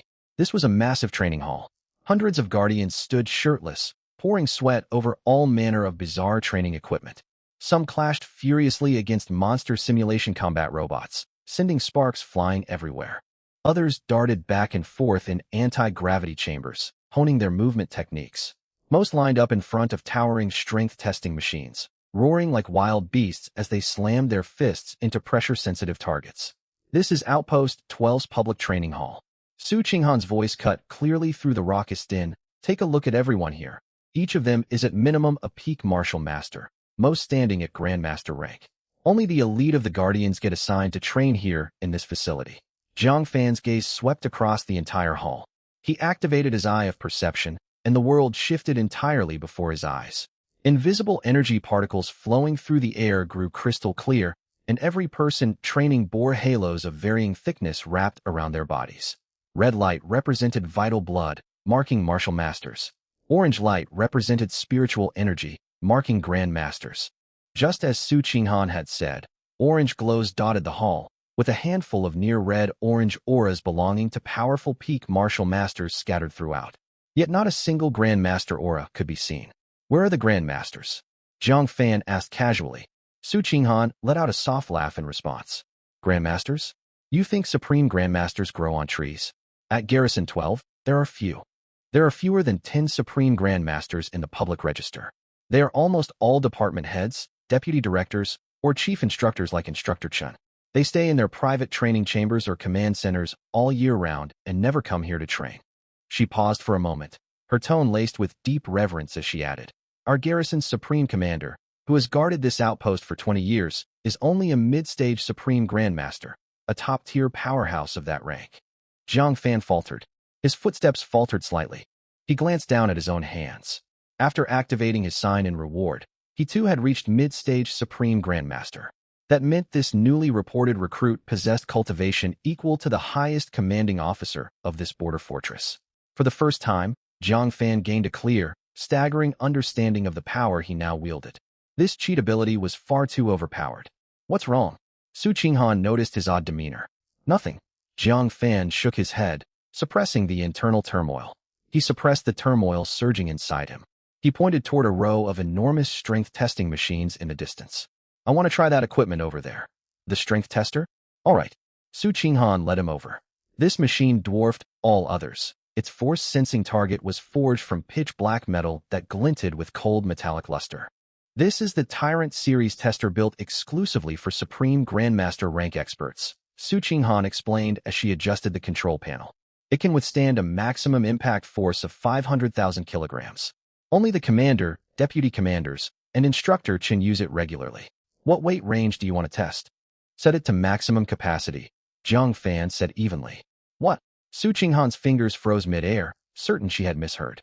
Maximum capacity? That's 500,000 kilograms, the theoretical limit of a full-strength blow from a peak Supreme Grandmaster. She had been about to say it was absurd, but the memory of that purple-black sword chi that had pierced and blown apart the blazing sky wings 10,000 meters above ground flashed through her mind. This young man simply could not be judged by common sense. Very well. Su Qinghan took a deep breath, gritted her teeth, and pressed the button marked for the absolute limit. Beep. Mode switched. Limit bearing test. Measuring range, 500,000 kilograms. A cold mechanical hum echoed across the entire training area. The alert drew every pair of eyes in the vicinity, like a boulder crashing into still waters. Whoa, did I hear that right? Limit bearing mode. Which powerhouse is using the Tyrant? Is the deputy commander here? Wait a minute. Look, Captain Su is operating the machine, and next to her stands a kid wearing a school uniform. A burly man mid-squat halted his movement, staring at Jiang Fan with utter disbelief. A rookie recruit? Are you joking? What's he trying to pull, showing off? Haha. He's probably some well-connected acquaintance of Captain Su with no sense of proper conduct, trying to impress her. Just wait and watch. He won't even handle the machine's force feedback, and he might shatter his own arm from the recoil. In an instant, dozens of gazes locked onto Jiang Fan, filled with scrutiny, mockery, and eager anticipation of a humiliating scene. In their eyes, a teenager who hadn't even changed into official garrison guard combat fatigues requesting the highest difficulty setting was nothing but a shameless attention seeker. Su Qinghan could feel all the surrounding stares, sweat prickling her palms. She lowered her voice to Jiang Fan. Should we lower the limit instead? Jiang Fan did not reply. He stepped forward calmly, standing before the colossal tyrant tester. He did not gather his strength, strike any dramatic stance, or even sink into a horse stance. He simply stood casually upright. Then, under everyone's watchful eyes, he lifted his right arm and threw out a gentle, light punch. No violent energy gusts, no sonic booms. The blow even looked limp, like a trivial playful tap between acquaintances. TCH, I thought he'd be impressive. The burly man who had mocked him never finished his sentence, his voice catching in his throat. Jiang Fan's fist had made contact with the black force sensing target. Time seemed to grind to a standstill. 1 second. 2 seconds. The entire training ground fell so silent you could hear a pin drop. The dozens of tons tyrant tester let out a strained, agonized whine. The machine was unable to bear the force bearing down on it. The next moment, boom, a deafening crash split the air. It was not the sound of a fist hitting metal plating. It was the sound of countless precision internal components overloading and breaking down simultaneously. They exploded simultaneously under inconceivable terrifying power. A deep fist indentation sank into the center of the black target plate, supposedly impervious to peak Supreme Grandmaster full strikes, visible to the naked eye. Spiderweb cracks spread wildly outward from the indent, covering the entire target surface. Crack, crackle pop, a string of teeth-gritting shattering sounds erupted, and the massive digital display mounted atop the tester's frame began flickering through numbers at breakneck speed. 100,000 kilograms, 200,000 kilograms, 300,000 kilograms, 400,000 kilograms. The digits raced upward so fast they left blurring afterimages. Finally, every onlooker's pupil shrank as the numbers slammed to a halt on a blood-red reading. 500,000 kilograms. Warning. Warning. Core bearing unit has reached critical threshold. Energy overload at 120. Warning. Structural collapse imminent. Rumble. The numbers on the display flickered twice before the screen blew apart completely, sending sparks flying everywhere. The entire tyrant tester lurched violently, plumes of black smoke billowing from its casing as it was rendered permanently inoperable. Dead silence reigned. Hundreds of elite garrison guards across the training ground stood frozen as if trapped under a mass immobilization spell, each stuck mid-motion with jaws hanging open wide enough to fit an egg. The burly man who had jeered earlier dropped his barbell with a thunderous clang. He was completely oblivious to the noise. Every gaze remained fixed rigidly on the smoke-wreathed fist indentation and the blue and white uniformed figure slowly retracting his fist without the slightest disruption to his breathing. One single punch destroyed the tyrant tester? Did he hit the absolute limit reading of 500,000 kilograms? This youth was practically a human-shaped ferocious beast, a body cultivator. He must be a body cultivator who specializes in raw physical strength. Someone finally forced the words past a tight throat, breaking the silence. Good heavens! Even body cultivators famed for brute strength cannot achieve this level of power as a new recruit. This strength rivals the commander's own. A monster. A true monster has emerged among this year's rookies. Waves of complicated emotion, envy, jealousy, awe, reverence erupted through the crowd. They chose to believe Jiang Fan was a one-sided prodigy who had poured all his talent into physical power, rather than accept he was an all-round, unparalleled genius. The truth would crush their spirits far too thoroughly. Su Qinghan stood rooted to the spot, utterly numb. She stared at Jiang Fan's pale, clean fist, not marked by a single red bruise, feeling her entire worldview crumble to dust before her eyes. As the epicenter of the chaos, Jiang Fan merely shook out his hand as if he had swatted nothing more than a mosquito. He turned to Su Qinghan, a faint furrow creasing his brow. This machine's build quality leaves much to be desired. Su Qinghan parted her lips, but could not utter a single word. The human tyrant. That became Jiang Fan's new nickname within Garrison 12 by the following day. Word of him single-handedly wrecking the tyrant tester spread like wildfire throughout the outpost. Jiang Fan paid no mind to the commotion. He returned to his dormitory, ready to further explore the abilities of his Eye of Truth, when the personal terminal strapped to his wrist vibrated softly. Mission notice: Recruit Jiang Fan. Report to Zone D9 within 1 hour. You must report to complete Class A patrol and extermination mission. Mission target: Abyssal Wolf Pack. A mandatory assigned task. Jiang Fan raised an eyebrow. A rookie assigned a Class A mission? Instead of heading out immediately, he closed his eyes tightly. He sank his consciousness into his sea of spirit. System: is this mission site eligible for sign-in? Ding. Detected special energy node. Abyssal Wolf Den sign in conditions satisfied. Sign-in objective: slay the Abyssal Wolf King. Sign-in reward: 100 years of uninterrupted cultivation. 100 years of cultivation? Jiang Fan's heart stirred. What exactly does this reward entail? 100 years of uninterrupted cultivation grants the complete cultivation gains obtained by cultivating nonstop for a full century without bottlenecks or energy loss, calibrated to the host's current natural aptitude. The system's explanation was cold and concise. Jiang Fan's breath hitched for a split second. With his now peerless aptitude reshaped by the system, 100 years of unbroken cultivation would bring an unimaginable surge in power. He was certain completing this task would push his cultivation an entire major realm higher. He had to take this mission. It did not take much thought to realize there was something suspicious about assigning a Class A mission to a rookie recruit. Still, he would never turn down an opportunity dropped right at his feet. Elsewhere within the garrison, in Deputy Instructor Huang Tao's office, several imposing garrison guards surrounded him, barely containing their excitement and greed. Tao Go, it's all set. I've greased the mission system administrators. The Class A Abyssal Wolf Pack mission has been forcibly assigned to that kid Jiang Fan. A buzz-cut man of early Supreme Grandmaster rank grinned widely. Huang Tao lifted his teacup, slowly blowing away the rising steam, a cruel smirk tugging at the corner of his mouth. Excellent. Tao Ge, are we really going there? That's the Abyssal Wolf Pack, one of the toughest Class A mission targets. Word says multiple veteran teams of Supreme Grandmasters have perished there. Another subordinate hesitated. Fool. Huang Tao set down his teacup and snorted coldly.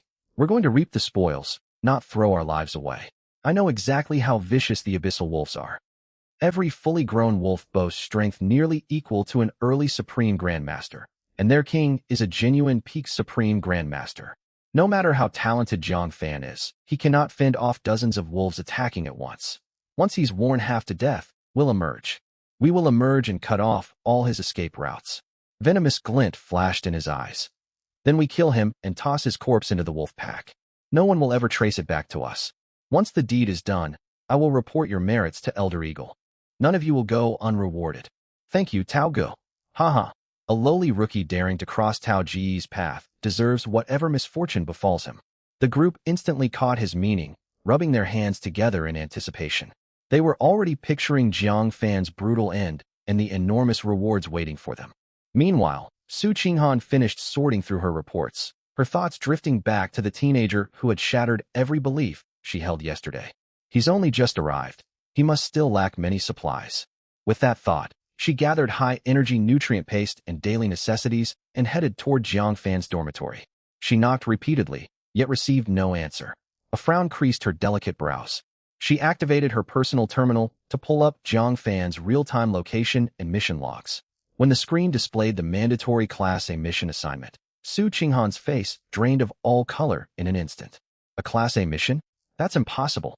Strict garrison guard regulations stipulated rookies could only undertake Class C missions and only under the escort of seasoned veterans. A mandatory assignment jumping 2 entire danger tiers meant someone was scheming behind the scenes. Huang Tao. Su Qinghan immediately pinpointed the malicious instructor. Connecting Jiang Fan's conflict with the Zhao clan and Huang Tao's ties to the clan, a sinister plot unfolded clearly in her mind. Despicable scoundrel. She muttered a curse and sprinted straight for the landing pad. She sprinted without a moment's hesitation. She had to catch up to him. While Jiang Fan's strength might let him defend himself, facing an entire wolf pack put him in mortal peril. Yet when she arrived in a frantic rush, she only watched a small fighter take off. She watched the reconnaissance fighter take off, shrinking into a tiny black, vanishing over the distant horizon. She was too late. Su Qinghan clenched her fists tight, a heavy cloud of dread settling over her heart. Inside the temporary reconnaissance fighter, Jiang Fan frowned deeper at the faint jostling of the cabin. The aircraft's construction materials and performance were utterly shoddy. It could not compare in the slightest to Su Qinghan's sleek, futuristic Azure Luan fighter. It did not even match civilian transport craft manufactured by the Dragon Tongue Group. I suppose acquiring a personal fighter of my own needs to move up my priority list, he thought to himself. He opened the tablet terminal built into the cockpit. He logged into the Garrison Guard internal supply mall. Model, Firebird 3, private fighter, price, 120 million Huaxia coins. Model, Thunder S, private fighter, price, 350 million Huaxia coins. Model, modified Azure Luan, exclusive to high-ranking garrison officers. Insufficient clearance to view details. Jiang Fan attempted to search for Su Qinghan's ride, only to receive the insufficient access prompt. Still, estimating from the price tags of related models, that fighter was likely worth no less than 1 billion coins. TSK, the lives of high-ranking women are effortlessly luxurious. He closed the mall interface and turned his gaze toward the viewport. The land outside bore the scars of ruin. Collapsed skyscrapers jutted upward like the skeletons of giant beasts. Twisted rusted steel forests stretched across the horizon, and silent ruined cities stood. They stood as silent testimony to humanity's lost civilization. This was the harsh truth beyond the outer city walls. Humanity's living space had been squeezed to a precarious breaking point. At that moment, Jiang Fan's gaze sharpened slightly. He did not turn his head, yet with the hypersensitive perception granted by his mid-stage Supreme Grandmaster cultivation, far exceeding others of his rank, he clearly saw another fighter lingering a few kilometers behind, hidden within the cloud cover. The fighter never drew near nor fell far behind. 5 distinct Supreme Grandmaster auras emanated from the craft. Leading them was Huang Tao, a peak Supreme Grandmaster. They believed they had hidden their presence flawlessly. A faint cold smirk tongued at Jiang Fan's lips. They intended to lie in wait as the mantis stalked the cicada. He would show them who the true hunter was. He did not alter his flight path, continuing toward the mission coordinates. Approximately 30 minutes later, the fighter hovered high above a massive basin rift valley. Below lay a somber forest of dry bones. Countless enormous beast skeletons scattered across the ground as bitter cold winds howled through the ravine, turning the place into a netherworld. We've arrived. Jiang Fan opened the cabin door and leaped out, landing as lightly as a feather on the ground below. Far away, inside Huang Tao's fighter. He's landed. Everyone get ready. Huang Tao whispered, his eyes blazing with ferocious excitement. Tao Ge, look down there. One subordinate's voice trembled as he pointed at the surveillance screen. Pairs of blood-red eyes flickered to life one after another in the basin's shadows, numbering no less than 40 or 50. This is the abyssal wolf pack. Huang Tao licked his parched lips, a sick fanaticism spreading across his face. Each single wolf can tear apart an ordinary early Supreme Grandmaster. Multiple patrol teams have suffered devastating losses here. That kid is doomed. His words had barely faded when a shrill wolf howl tore through the sky. A giant wolf over 10 meters long, its body armored in black bony plating, sprang from the shadows, the Wolf King. A terrifying peak Supreme Grandmaster aura erupted from its frame. It charged forward on a reeking gust of wind toward the tiny human it viewed as insignificant prey. Dozens of smaller abyssal wolves surged close behind it, streaking forward as black lightning from all directions to completely block every escape route Jiang Fan might take. Huang Tao and his men held their breath, waiting to witness the gruesome sight of the youth being torn limb from limb. Yet the brutal slaughter they anticipated never came. Faced with that world-ending all-out assault, Jiang Fan did not shift his stance. He did not shift his stance an inch. He merely lifted his eyes. His gaze was indifferent, as if staring at a pile of lifeless corpses. Then he extended a single finger, flicking it gently toward the Wolf King barreling straight for his face. No earth-shattering explosions, no ornate glowing special effects. Only an almost imperceptible streak of purple-black sword light flashed into existence and vanished in an instant. A soft pop echoed. The rampaging Peak Supreme Grandmaster Wolf King froze mid-leap, a tiny bleeding hole piercing the center of its forehead. The ferocious light in its eyes dimmed instantly, and its colossal frame crashed heavily to the ground, all life extinguished. Instant kill. One finger strike, instantly slaying a Supreme Grandmaster rank ferocious beast. The entire wolf pack's charge ground to a complete halt. For the first time, these savage monsters felt so deep terror emanating from the human standing before them. Before they could process what had happened, Jiang Fan moved. He held two fingers together as a sword and swept a casual circular arc through the air surrounding him. A ring-shaped wave of purple-black sword energy burst outward. It burst centered on his body, expanding at blinding speed.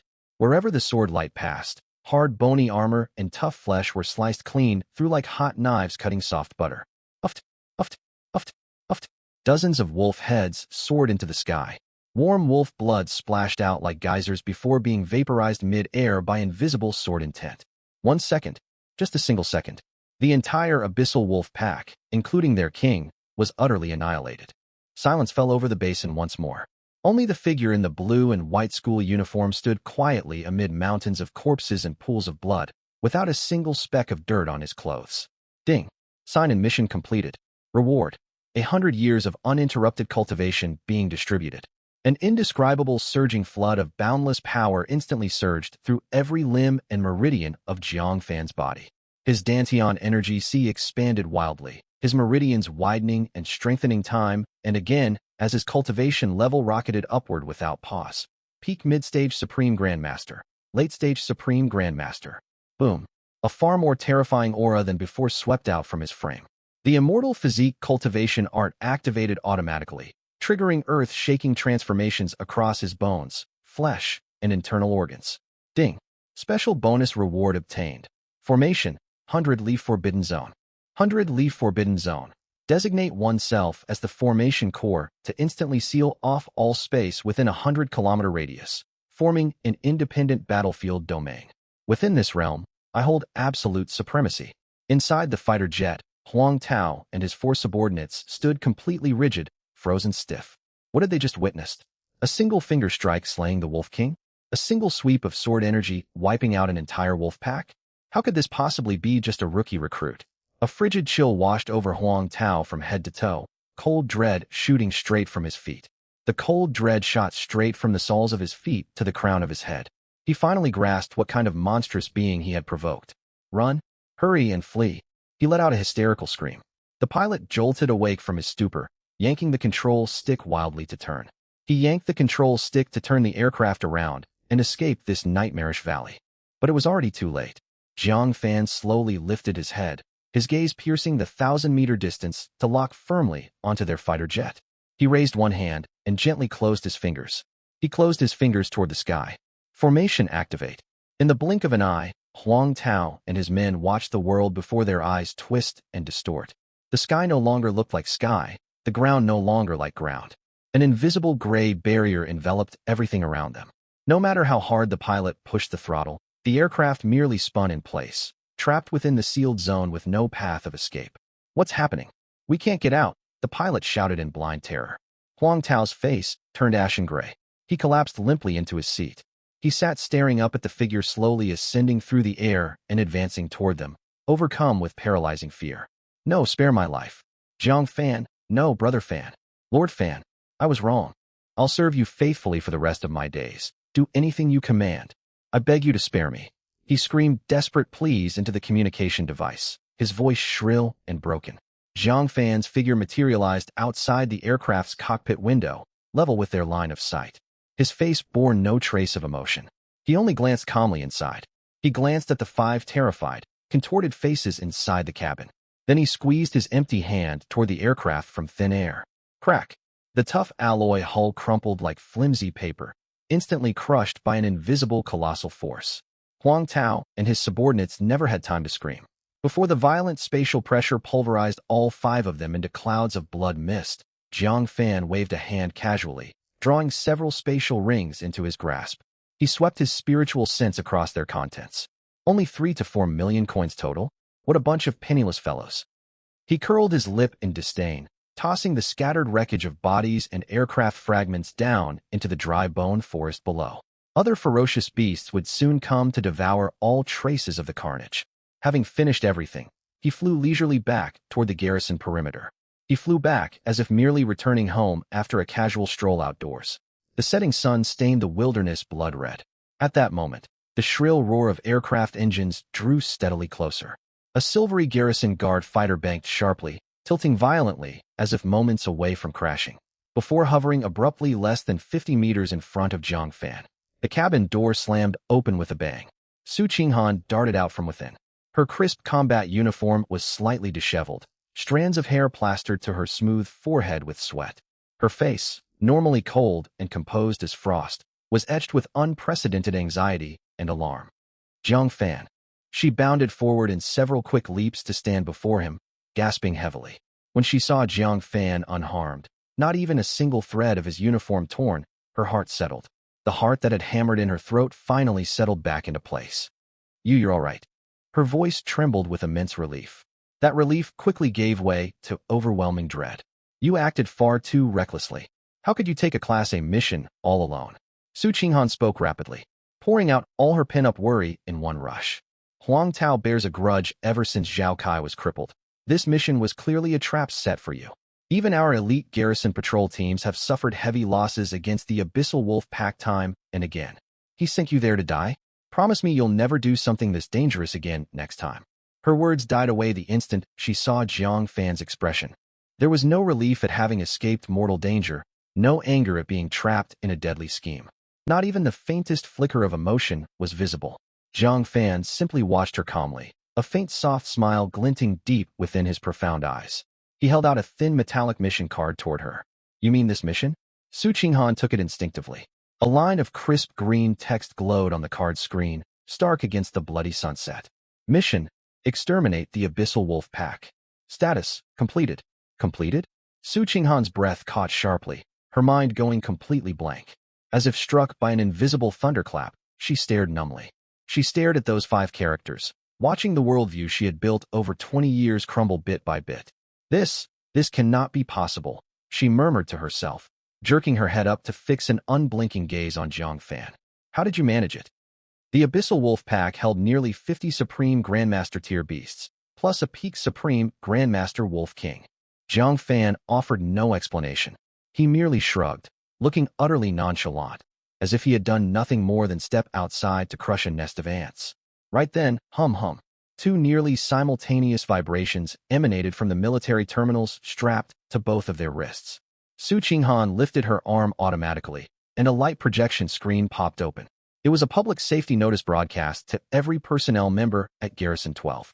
Urgent notice. Deputy Instructor Huang Tao, team members Li Mu, Wang Hai, Zhang Wei, and Lu Bin, 5 personnel total. Lost all vital sign monitoring signals at 17:34 today while carrying out a routine patrol in Zone D7. All are confirmed deceased. All colleagues are warned to exercise extreme caution during field operations. Boom. Su Qinghan's pupils contracted to pinpricks, cold terror surging through her entire body. Huang Tao dead? Along with his 4 trusted Supreme Grandmaster subordinates. All dead? The timing, the location. A chilling guess, as terrifying as a nightmare, seized hold of her heart. She snapped her head upward, her gaze locked rigidly on Zhang Fan's unervingly calm face. A coincidence? No, nothing in this world lined up this perfectly by chance. Huang Tao had laid a fatal trap for Zhang Fan, and moments later, he and his entire team vanished without a trace. There was only one possible explanation. Su Qinghan stared at the unharmed youth in the blue and white uniform standing before her, his breathing steady and even. Her lips parted and closed several times, yet she could not force a single question past them. An invisible hand seemed to clamp tight around her throat. Fear, awe, admiration, and an indescribable sense of absurdity tangled together into a net that shattered all her thoughts. Just what kind of monstrous power did this teenager possess? The two traveled back to the garrison in complete silence. The atmosphere hung oppressively heavy. Su Qinghan walked half a step behind Jiang Fan, staring at his back with complicated emotions swirling in her eyes. She opened her mouth several times, yet could find nothing to say. Jiang Fan, however, acted as if nothing out of the ordinary had happened, heading straight for the mission hall. "Hello, I'm here to turn in a completed mission." He set the mission card down. He casually set the mission card marked "completed" down on the clerk's counter. The young clerk had been slumping lazily, stifling a yawn, and barely glanced at the card at first. The next second, he shot straight up from his chair like a startled cat. He stood with eyes bulging wide as bronze bells. "Hey, Class A mission? The Abyssal Wolf Pack? It's marked as completed?" His voice warped with extreme shock, and his sharp cry instantly drew every pair of eyes in the hall toward them. "What? That rookie actually finished a Class A mission? You're joking. That's the infamous Abyssal Wolf Pack. It must be fake. Has the system glitched?" Amid a chorus of disbelieving murmurs, the clerk's hands shook as he cross-checked the system records repeatedly. Once he confirmed the mission status was genuine, and that Jiang Fan's personal terminal had uploaded footage of the Wolf King's corpse as proof, he looked at Jiang Fan as though gazing upon a living deity walking among mortals. Verification complete. Rewards, 10 million Huaxia coins. 10 million Huaxia coins and 10,000 contribution points have been fully deposited into your account. Jiang Fan nodded faintly. A soft chime sounded from his wrist terminal, yet he did not bother glancing at the notification. 10 million coins? Not bad, enough for aircraft parts. He turned to leave, only to spot Su Qinghan still standing frozen in place, clutching a cloth bag filled with toiletries and spare clothing. She had collected these supplies from the logistics department for him earlier, worrying he would lack basic necessities as a new arrival.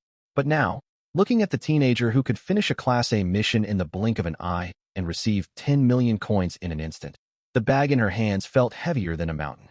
Handing towels to a being powerful enough to slay a king? The whole image struck her as utterly ridiculous. Su Qinghan finally summoned the courage to hurry after him, her voice soft and unsteady, stripped of her usual crisp, capable bearing. "My senior family members heard I've made acquaintance with an exceptionally talented young man. They hope to meet you." As soon as she finished speaking, warmth flooded her cheeks, and she dared not meet Jiang Fan's gaze. Jiang Fan halted and turned around, studying her with quiet amusement. The faint pink tint creeping up the girl's ears was clear. Her beautiful eyes darted about, unsure where to rest her stare, which struck him as rather charming. He suddenly smiled and took one step closer to her. "Oh, meeting your family so soon." Warm breath accompanied his low, resonant voice, brushing lightly against her cheek. A rush of heat surged through Su Qinghan's entire body, her cheeks flushing deep crimson as her heart thundered so hard it threatened to burst from her chest. She stepped back half a pace instinctively, staring at the ground, twisting the hem of her uniform nervously. She was unable to utter a single word. Seeing her flustered, bashful state, the smile on Jiang Fan's lips deepened. Still, he paused, lowering his voice slightly with a light, playful tone. "Since Miss Su is so kind to me, I don't mind meeting your family." This entire exchange was witnessed clearly by a figure standing in a distant corner. He was a tall, straight-backed young man clad in the unique chief instructor uniform signifying the garrison's highest combat authority. He possessed a high, defined nose and thin lips. His sharp, hawk-like eyes were shadowed by unrelenting gloom. His name was Jiang Tianyu, the newly appointed chief instructor of Garrison 12, transferred specially from the prestigious Jiang clan of the capital city. He had come to stay close to the woman he admired. He wanted to be near Su Qinghan. But what was he seeing right now? The woman he had pursued tirelessly, who rarely granted him even a civil glance, stood before a teenager of barely 17 or 18 years old showing such shy, vulnerable softness. That rookie had even dared draw so near and speak in such a teasing manner to her. A volcanic surge of jealousy instantly burned away all of Jiang Tianyu's rationality. A frigid, unmasked killing intent emanated from his body, rolling outward like an icy tide. His gaze locked rigidly onto Jiang Fan's back, filled with the ferocity of someone ready to flay him alive. Some unknown boy with no notable background dared to grow close to the woman Jiang Tianyu had set his heart on. He was asking for death.